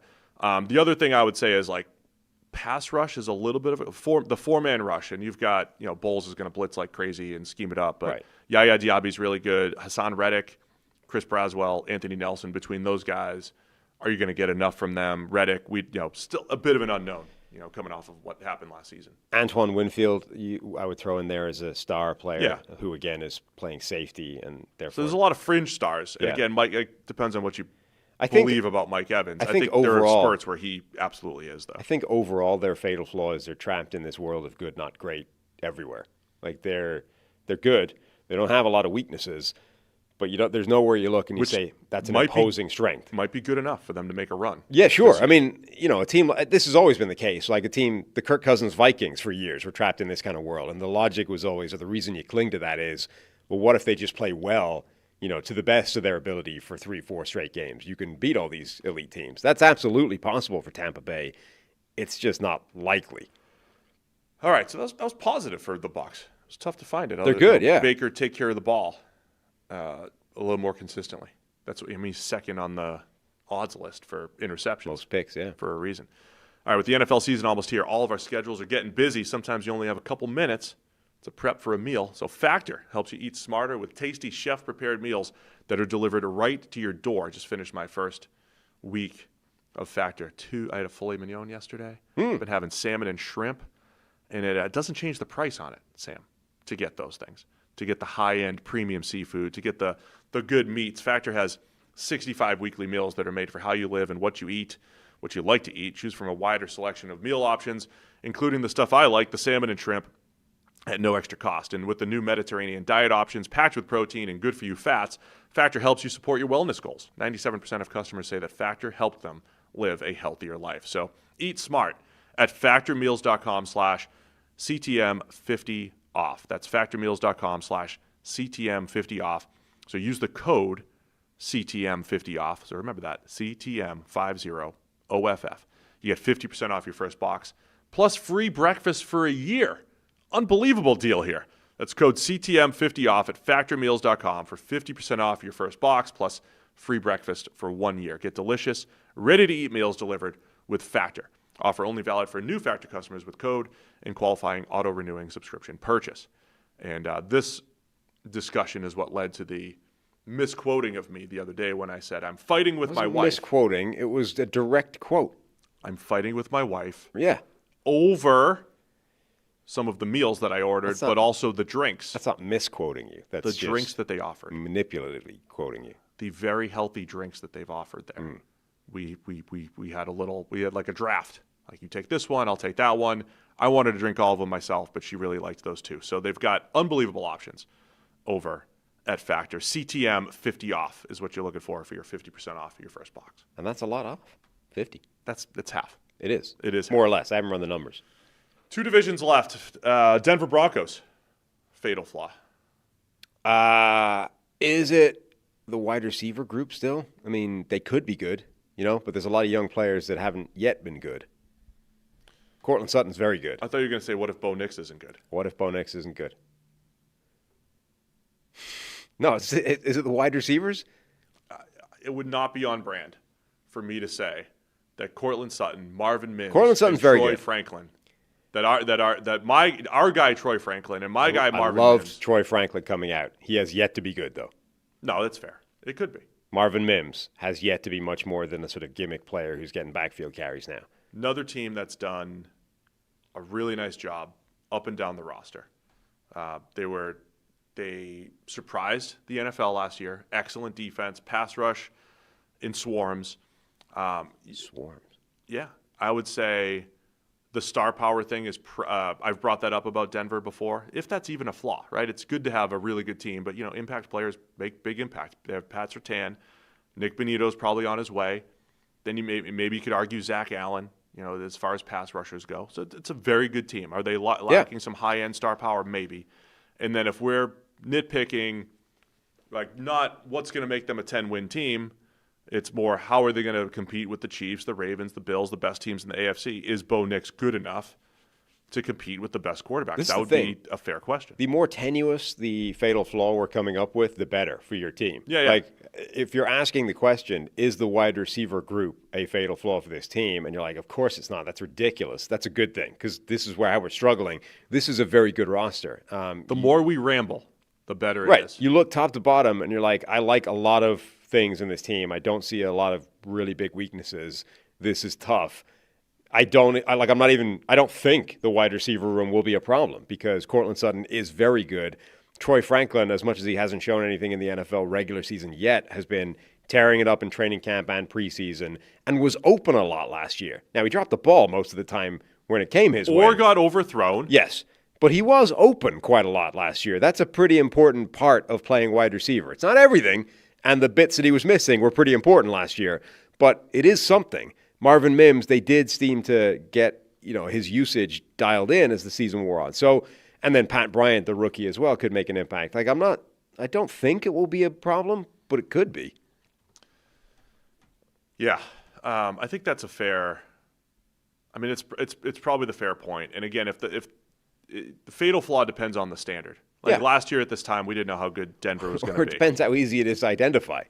But if the standard for Denver is, okay, made the playoffs last year, very impressive, second year for Sean Payton, first year for Bo Nix, now we need to, compete with the best, then you could say, well, the quarterback, unless he progresses in year 2, is not as good as the others, and you're going to fall behind. And maybe it is the pass catchers. Yeah, it's very easy to look at the Saints and say there's almost no. Like the 10,000 simulations, there might be one where Spencer Rattler or Tyler Shuck somehow leads the Saints to a Super Bowl, right? The other 9,999, no chance. With Denver, you're like, okay, let's say the wide receiver room is their biggest flaw. In most of the simulations, it might be more than good enough for this team to make the playoffs and make a run. But in a bunch of them, it might be a problem. Like that's the different standards you're talking about. It's really easy to identify the thing that is going to stop the Saints winning many games at all and is the reason they're projected for the number 1 overall pick. It's a lot harder to do that for Denver because it's a good football team. It's a tough one for Denver. Let's go Kansas City Chiefs. Fatal flaw. This was when we said we were going to do this today. Whatever we said the biggest weakness was months ago, we said, what's left tackle? We don't know what's going to happen at left tackle. Right. And all of a sudden, is that solved? It's preseason. Josh Simmons looks good, but it's harder to list that now than it was 3 months ago. Yeah. So the only caveat there is as you said, it is only preseason so far, and maybe that won't carry into the regular season. But from all reports and from his preseason tape, the Chiefs love Josh Simmons. He looks ready to roll right away. He looks good right away. To the point where, Jalen Moore has basically already been consigned to a backup role. So if Josh Simmons is the answer to left tackle, that's probably the biggest flaw we would have identified as already solved. What else for Kansas City? Fatal flaw might be one-score game luck. If we're going to say don't choke in the playoffs for Baltimore, what could go the other way for Kansas City? There's definitely an outcome where that receiver core is problematic. You're going to be 6 games without your best wide receiver in Rashee Rice. Marquise Brown is still a question mark within this offense because they haven't really seen him do it for a period of time. Like Tyquan Thornton's getting the hype now because of a bunch of deep connections with Mahomes. Xavier Worthy, it's still a weird-looking receiver core that I think needs to come together, and it might not come together again. Yeah, I don't think I'm terribly worried about the receivers. Because a lot of that's been injury-wise. Yeah, the last couple of years. But some of those injury guys the injuries are not going anywhere. No, I hear you. But yeah, the Chiefs are good. What if Kelsey's just old now? It could be I saw him make one move. He's back. But he's distracted again because he just got engaged. It could be the offensive line, true. Got a whole wedding to plan for now. You think he's got time to work out when he's got to pick out flowers and stuff? That's true. We've been there. Also, look, that's going to be a serious wedding. There's going to be a lot of calls going to get made there, I'm sure there's decisions to be made for that wedding that I didn't have to consider for mine. Travis just isn't going to be in the playbook this year? Yeah. He's going to skip a couple. That's what I'm saying. There's a lot of decisions to be made for that wedding. Skip a couple trips to the gym as they're sorting out flowers and the chocolate fountain and everything that they need. Videographer. Right. Which videographer are we going to choose? Who are we going to have to... And Tay debating videographers. Right. Who's doing the behind-the-scenes documentary on the wedding of the century? Mm-hmm. The American Royal Wedding, as some have called it. Are we going to have swans for the napkins or flowers? These are the types of things that Travis Kelce is going to be focusing on this year instead of the gym, working out, the playbook. Look, we got Denver this week, but I got swans to choose from. Mm-hmm. Are we doing a photo booth? Who's invited? We have it like a pick and Nick sweet thing instead of dessert, you know? Oh, man. Food selection. Nightmare. Serious. Nightmare. My favorite part of the wedding was, going to all the various, the taste testing for the potential for the food, You go around and, just give me some food. What do you got? Maybe we'll pick you. That was the best part. Give me the free samples. Chiefs are going to be good again. Sure. Not many flaws. So it could be the offensive line, though. I mean, Kingsley Suamataia moving to guard for the first time. Yeah. Josh Simmons is still a rookie. Sure. Right? As good as he looked, he's still a rookie.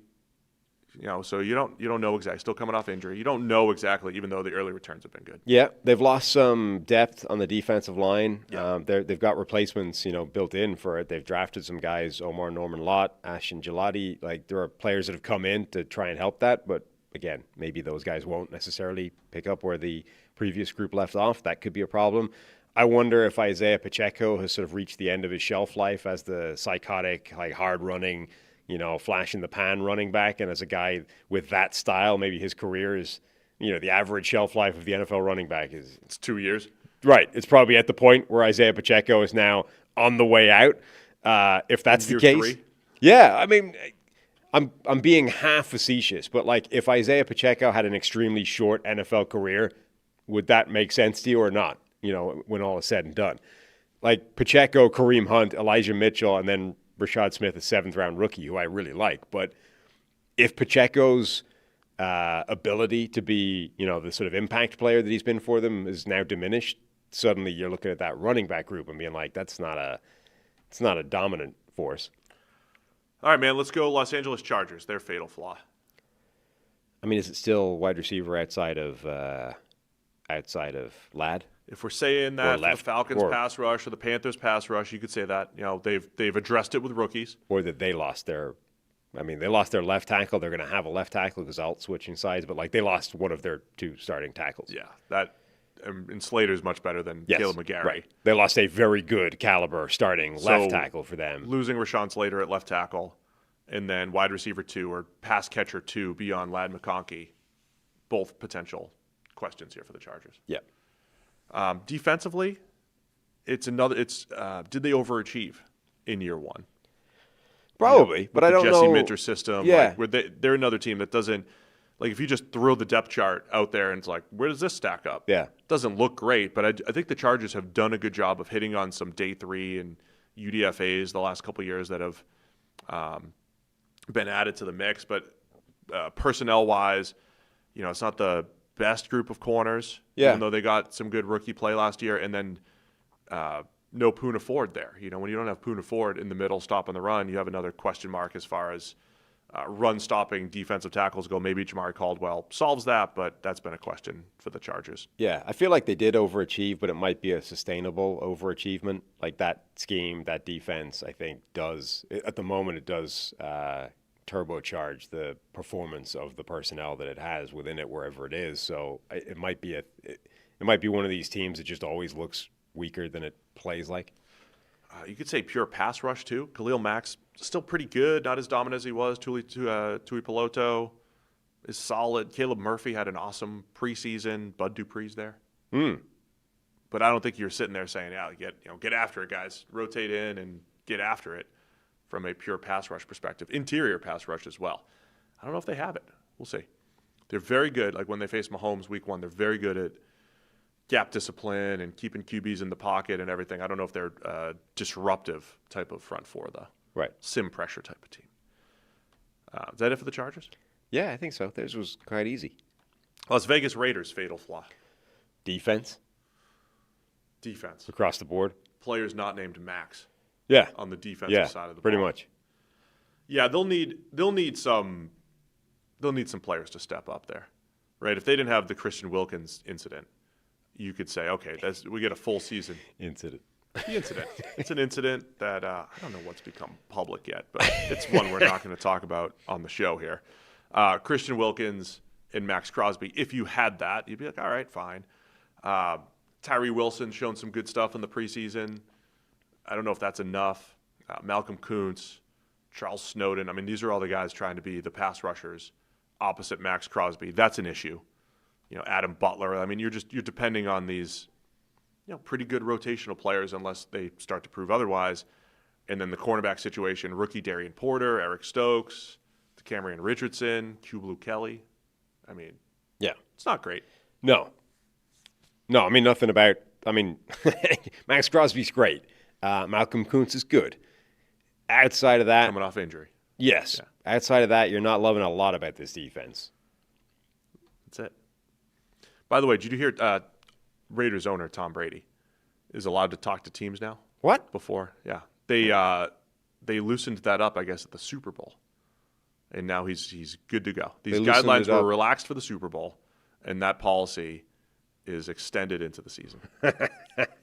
He's no longer constrained by the rules that hamstrung him from talking with teams ahead of his Sunday broadcast because of his Raiders ownership stake. You see, this is the real lesson of the modern world. Be rich, do whatever you want. Not just be rich, do whatever you want, but if you just act like the rules don't apply, there's a pretty healthy chance that the rules won't apply. Like the modern world was a construct of social etiquette where there were rules and then there were theoretical consequences for the rules. And so people looked at that and said, well, if there's a problem, like if I do this, this is going to happen, so I better not do that. But it turns out if you just say to hell with it, most of the time they don't really want to enforce the rules because it's kind of a pain in the ass. So half the time they just change the rules or ignore it. Did you know that the forward pass in football, that's exactly how that came about, right? Back when football and rugby were basically the same game, right? You could only pass backwards. And yet what was happening in football is people were effectively passing forward so much laterally that it was such a pain in the ass to police. They just went, to hell with it. Let them pass forward. The forward pass existed, not because somebody went nuts. Like everyone imagines this world where a guy, like a quarterback goes rogue and just randomly drops back to pass one day and heaves a deep post, right? Actually, what was happening is people were just rugby passing, but passing forward by 2 yards every time. And the officials just went, you know what? This is way too big a pain in the ass to police. Just legalize it. Legalize the forward pass. Thank God. So that's what happened with Tom Brady. If football was merely rugby, we would never be here. This is 17 different conflicts of interest. We can't possibly allow this to happen. Brady just went, all right, I'm just going to do it anyway. What are you going to do? And it turns out what they're going to do is change the rules so you can do it anyway. That's the most important man in football history. Whoever agreed to the rule change, we wouldn't even be here. You might be. You might want the American version of rugby. I would not be. Need the pass game. All right, where are we here? NFC West. Let's wrap it up. Arizona Cardinals. Fatal flaw. It might be that Kyler Murray and Marvin Harrison Jr. are just incompatible as receiving partners. Kyler Murray might just not be good. Well, that is more if what if they can't get on the same page? We're always assuming, well, last year they were not on the same page and that left 500 yards on the table. What if they never get on the same page? I think there's that, and I think Marvin Harrison's good. Trey McBride's good. Is there enough beyond that? Kyler, every time we talk about quarterbacks, you want to be in the top 8 to give yourself a better chance. Top 4 is better. Is Kyler a top 8 quarterback? Is he a top 12, 15, wherever you want to put him? The lower you go, you like to talk about the sliders, right? The lower your quarterback level, the higher you want your supporting cast to be. Is the supporting cast enough with Kyler, who has shown absolute flashes of brilliance, game to game, throw by throw, but is there enough from a pass catcher perspective there? Beyond Marvin Harrison Jr. and Trey McBride. What if getting jacked to the gills isn't actually a positive thing for your wide receiver progression? Oh, dude, what if he runs 4.9? What if Harrison is running McBride, they're running 4 verts and McBride's just outstriding him? A lightweight, slimmed down version of Marvin Harrison was running a 15-mile-an-hour deep ball last year. What if adding 20 pounds of muscle has made him as slow as you? Specifically on the defensive side of the ball, cornerback, Garrett Williams did a really nice job in the slot mostly last year, but the starting corners on the outside, Will Johnson coming off of his injury, got beat a couple times in the preseason so far, Max Melton, Elijah Jones, Denzel Burke, battles for those 2 cornerback spots. to go with Garrett Williams, I think that's a fair question as well. The Will Johnson thing is interesting because on the one hand, everyone thought he was a first-round pick, and so when he goes in the second round, it feels great. And it's like, it's a steal. The Cardinals got 2 guys in the first round. But what if he slipped to the first round or slipped to the second round for a good reason, beyond the injury? Like, what if people looked at his tape and said, you know what, this guy does get beat quite a lot for a guy that's supposedly this good? When I watched his tape, he reminded me of Patrick Surtain, except instead of the defining characteristic of Patrick Surtain's tape is he never got beat badly. And he was the one guy who never got beat in a double move. Like every other corner in college football history has got at least one horrifically ugly double move in there somewhere. Surtain never did. Will Johnson's tape reminded me of Surtain's, except if you took away the never got beat part. Like, what if you just got this smooth, in control, easy looking type of body who actually gets beat reasonably often? See what happens. Yeah. So if he's that player, and actually he's going to give up quite a lot. And I liked the Cardinals draft because of the ceiling of Will Johnson and say Walter Nolan. Absolutely. Nolan hasn't been on the field. Will Johnson has some boomer bust potential to him. I think he's a natural playmaker, and he'll figure it out. I think he'll also have those years where he's got high end interception totals and everything. He might have those Trevon Diggs types of years, maybe like interceptions and some yards given up. And again, in the interest of balance, the data does say that sort of stopping the slide of those highly ranked consensus board guys, getting them what looks like value in the second often is value in the second. But with Will Johnson in particular, I can kind of see why he slipped further than people thought he would. All right, Los Angeles Rams fatal flaw. Matthew Stafford's back. Yeah, the C5 or C6, whichever disc is currently bulging is his problem, right? Oh, jeez, I got my back's killing me today, and I don't know what it is. So you can relate. Yeah. It's you and Matthew Stafford. Yeah, and he's years younger than you. Yeah, if I had to go out there and take a couple hits, I don't think I could do it. No, I mean if a linebacker spear tackled you right now. The best analysis is when you just relate everything to yourself. That's the best way to. That's what everyone loves to hear. Analyze that. People love that. But yeah, I mean Stafford's back. Question is a question. The back, you could say the cornerback room, maybe. Yeah. And they were very good defensively down the stretch. Predicting defense is difficult. Like it's an easy narrative to say, man, they flipped a switch and Jared Verse became a star and this defense is going to be great going. They didn't give up more than 18 points for 8 straight weeks, whatever it was. That could easily regress a little bit, in part because of the back seven's okay, but you're not sitting there saying, yeah, they're loaded. Well, I think minimum you would say that back seven has extremely volatile potential. I mean, the cornerbacks have all had down years as well as good years. The safety duo, the Cameron Kitchens, great year, but the final year in college, he was at the source of every bad play that happened in that defense. Like that could go back that year. Like, you know what I mean? Like this secondary play, cornerback play, safety play, it's inherently volatile anyway, and I think the Rams have a volatile group even relative to that inherent volatility. And then it all comes down to like Stafford's health, right? And we said this the original show, I think, when we talked about you could pick injuries for everyone, but specifically for Stafford. I mean, I said this on that show before we knew that he was going to miss 95% of training camp. I said on that show, look, we could pick injuries for him. If Patrick Mahomes gets hurt, if Justin Herbert gets hurt, of course. But we specifically said this is allowed with Stafford because of all the injuries he's had and battled through over the last couple of years. It's the opposite of the Chiefs situation. Like the last show that with Chiefs, we'd be looking at them and saying, man, left tackle's a real problem on paper for this Chiefs team. Now you're looking at it and saying, well, all the evidence says Josh Simmons is actually the answer at left tackle. They're in great shape. Meanwhile, before we knew anything about Stafford, we were saying he's pretty old and he's taken an ass kicking in his entire career, and specifically the last couple of years, he's been pretty banged up.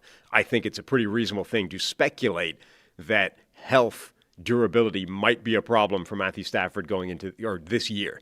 And now it's like already it's become a problem, and he hasn't even played any football yet. All right, 2 more. San Francisco 49ers. Fatal flaw for the Niners. Defense, reliant on too many young players on defense, I think. Nick Bosa's great, but all of a sudden, outside of him, you need Michael Williams to be good. You need one or both of those defensive tackles to be good. Otherwise, that's a weakness. Yeah, I would say defensive tackle more specifically. I mean, Alfred Collins in the second, C.J. West in the third. Collins had some rough reps in the preseason. He's already a high cut I think I'm just against the 6'5" defensive tackles Sounding that way. who have pad level issues and struggle against the run. That was Javon Kinlaw. That's Brian Brzee. Collins is showing some of that. So I think their ability to hold up in the run game is a question. And yeah, just defensive line depth generally. They addressed it's another one of those. It's a question mark. Yeah. They tried to address it in the draft, like the Panthers pass rush, like the Falcons pass rush, like the pass catchers somewhere that we talked about earlier. But yeah, until we see it, it's a question mark. Yeah, the things that could mitigate against that. Oh, and by the way, just health for good football players. Fatal flaw for the San Francisco 49ers. Yeah. Health for football players. Got it. The things that could mitigate against the defensive line thing, number one, bringing back Robert Saleh, I think could have a really good positive impact for them. I mean, he was one of the favorites for the assistant coach of the year that we ran through on the Fanduel odds the other day. And then they got the quiet addition, Bryce Huff. Like, Bryce Huff is a perfect buy low thing. Bryce Huff is like a year removed from being the most productive situational pass rusher in the entire NFL in this scheme with Robert Saleh. And then he goes to Philadelphia, big money deal, was a complete disaster, and he ends up being a healthy scratch in the Super Bowl over a low round developmental pass rusher. Okay, it's basically impossible for a guy's career to fall off any harder in 12 months outside of getting a catastrophic injury. So you're going to buy low on him, but it means that you don't have to rewind very far to find a very good football player. So if Bryce Huff goes back to being that, Michael Williams doesn't even need to bring anything as a pass rushing force. Yeah, just be the edge setting, young edge setting, right? Long player that he is, and ease himself into the league. So yeah, there's some potential there. The Niners defensive line, I'm going to be watching them very closely this year because of the youth movement, as you said, the potential rejuvenation of a Bryce Huff there. The other one, I mean, do you bring up receiver Brandon Ayuk, still hurt? Hopefully back at some point, but they just picked up Marquez Valdes-Scantling, who is the MVP maker. It's true. Brock Purdy MVP season loading, right? Maybe Mac Jones MVP season. Jeez, if he enters your building, you win the MVP in a calendar year. You have a chance to win the MVP. Right now, Derek Carr didn't win the MVP last year, but Josh Allen did. Maybe that's why he retired. If even MVS isn't enough to get me Derek MVP, Carr is I'm out. the only starting. Oh, shoot, I can't. Not allowed to say this. I didn't say it, Ben. Didn't say anything. Anyway, most starting quarterbacks who have Marquez Valdes-Scantling win the MVP. It's true. Aaron Rodgers, Patrick Mahomes, Josh Allen. That's all I'm going to say. That's it. It's end of communication. We'll bring that up if and when we ever have the cars on the show. Yeah. I'm not concerned about the receiving group other than the fact that each individual has something to be concerned about slightly, and I sort of feel like overall it's going to work its way out. But yeah, if they all remain problems. What if Kyle Shanahan's lost it? If he's just lost it. If you want to play this game, what if? I mean, we showed the picture. Look, the man's been beaten down by this time in the NFL. Maybe he's just done. He's cable Kyle Shanahan. Remember, like a year and a half ago or whatever it was, when Sean McVay was going to retire and go to go commentate in the booth, and then all of a sudden he just decided he still liked football and came back. Good. Like, what if Shanahan's just reached that point where he's like, I'm out, I'm done with this, forget it. He stands on his head before every game. He's too old for that. Too old to stand on his head? I'm too old to get out of bed. He's similar age. Well, you right? couldn't. I mean, if you stood in your head, you'd be pushing like the force that would be thrown through your cervical spine. Let's wrap the show up. We're done. Off the charts. Crisp show. Seattle Seahawks. Fatal flaw. Last one. Week 18. Sam Darnold. Yeah. would be. What if Darnold is just cheeks? How about fast runners? What? At receiver. A lack of sprinting speed. Lack of straight line speed in the receiving group. Torrey Horton, he's got that. I mean, okay, he's dealing with an ankle injury right now, but he could be the guy. Offensive line could be like the one team I allowed to may have a team take on was the Seahawks in the preseason, just because the zone run scheme looked really nice and smooth and fluid and might fit the offensive line and their skill set well. Great. What? Gray Zabel looks great. Gray Zabel does look really good, but even like if Gray Zabel could be a Pro Bowler, or All Pro this year. Damn right he could. is that enough on the offensive line? Right guard Anthony Bradford looked good in the new scheme, but he doesn't have a great history at right guard. Like, they still might not be enough. You've got the injury issues of Abe Lucas at right tackle historically. The O-line could be, again, even though I think it should be better this year and fit the scheme a little bit better than it was a year ago. It did a year ago. The offensive line could definitely undermine everything. Let's say the receiver depth. The lack of receiver depth could be a real problem for this team. I mean, they have JSN, who's great. They have Cooper Kupp, and we don't really know what he's going to be yet. And then they have Torrey Horton as a mid-round rookie that we love, but we don't know if he's going to be good yet, and he's dealing with an ankle injury. Jake Bobo is after that, and it's just there's not a lot of depth there. Like, if Cooper Kupp isn't good, or if Torrey Horton doesn't, immediately hit the ground running as a rookie, you're not loving that receiving core for Sam Darnold to work with, in addition to an offensive line that might not be great. And I mean, again, there's only a few quarterbacks that I think it makes sense for, but like, it is reasonable to ask, what if last year, what if 35 touchdowns was actually a mirage, and the more likely Sam Darnold is the guy that crapped himself in the final 2 games of the season? Fatal flaw. Like, it's not often that's a fair question, but with Darnold it is. It's a legitimate question of, what if the more likely player you're going to get is the guy that absolutely imploded and collapsed? Well, I mean, obviously, it's a fair question. I think if we're listing what most likely fatal flaw, it could be the offensive line, but absolutely if Darnold regresses, even if he regresses a little bit, forget the extremes, right? We're talking about a point where he was like mentioned in the MVP conversation. Yeah. And then a point where it's like, this is 2018 rookie Sam Darnold. Even if he lands somewhere in between that, again, going back to, hey, this team wants to make the playoffs. They want to be better than they were under Geno Smith. They want to be better than a 9 or 10 win team. Then they're not, maybe, if Darnold's just a low mid-tier type of quarterback. It's just the fact that the range is so broad. I mean, we went from a guy that was basically a bust at the NFL to he's an all-pro right now through whatever it was, 17 weeks of the season, 17 games, 17 weeks, 16 games. He was on track to be like an all-pro caliber guy. And then most important game of the season, absolute disaster. And you can say, okay, the Lions got to him early in the game for 5 minutes. It was okay, and then it fell apart. And then, now's the next most important game of the season. We're in the playoffs. Don't worry, it's not that bad. You just missed out on the number 1 seed. You still get to go to the Rams, and you should have beaten the Rams the first time, but for a bad face mask call in the end zone, right? Let's say that's how they're phrasing it, even though that would have been tie the game, and anyway, whatever. You can beat the Rams; it's not a problem. And then you play even worse against the Rams, and it's an even bigger disaster. But like, the range is all pro too. You can't play in the NFL. Like, that's nuts. Can't wait to see it. Can't wait to see how it all plays out. It's such an insane situation where there is a quarterback planning to start this year in the NFL, and his range of outcomes is all pro to you don't have any business being started. Sam Darnold data points, baby. More data points for Sam Darnold. 32 teams. Critical flaws, fatal flaws. We've done it. You ready for the season? Yeah. We're 1 week away. Let's go. College football starts tonight. I'm going to have an in-person exposure to Lenora Sellers. Nice.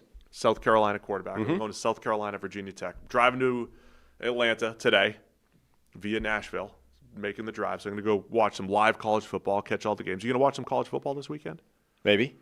JJ in the chat, who apparently is the number 1 chatter today, or however that is ranked, he does have a question that will, what are your critical flaws? Our critical flaws? Yeah. In what terms? Generally. Your critical flaw would be... No, he didn't ask you. No, I think we should answer it for each other. Oh, I was going to say I just care too much. Your critical flaw would be, bull in the china shop ability, Your critical flaw is that every now and again, if something is around you, you're just going to knock it, smash it, crash into it, that kind of thing. That's absolutely true. That's your critical flaw. Yours, as you smile. General negativity. General negativity. I think that's the strength. It might be. It depends. Maybe you're not giving somebody a chance that you should. Or maybe. because you're, what's the better word I'm looking for? Besides negative. Critical. Yeah. Critical. It's also kind of fun when you're critical. And we're critical about people and we make some jokes. But I think at this point, the critical flaw is being follically challenged, you know? Oh, There's yeah, all these you're old bald. photographs of just spectacular frosted tips and long hair, and like it's all gone now. Almost forgot you're bald. Yeah. He's got this tragic baldness that's screwing up the lighting in the studio and stuff. Anyway, that's it. That's it for us today. Thanks to everybody for tuning in. This is our Thursday show. We're back again Monday, Wednesday, and Thursday. This Monday is going to be 9 a.m. Last 9 a.m. show until February. That's going to move to 7 a.m. And then Wednesday and Thursday, set the notification on the YouTube channel because we're going live at 9 a.m. Wednesdays and Thursdays. Just set the notification anyway because we go live at any time. You never know. We're teasing. We have a couch set up over here. It's a couch. It is. Teasing doing a watch-along at some point. We might be aiming for opening night if that's something you're interested in. It'll be YouTube exclusive. So you have to be subscribed with notifications on YouTube because you never know when we're going to go live. Sound good? Yep. Sounds All right. good. Thanks to everybody for tuning in. We'll see you again Monday morning, 9 a.m. with more Check the Mic.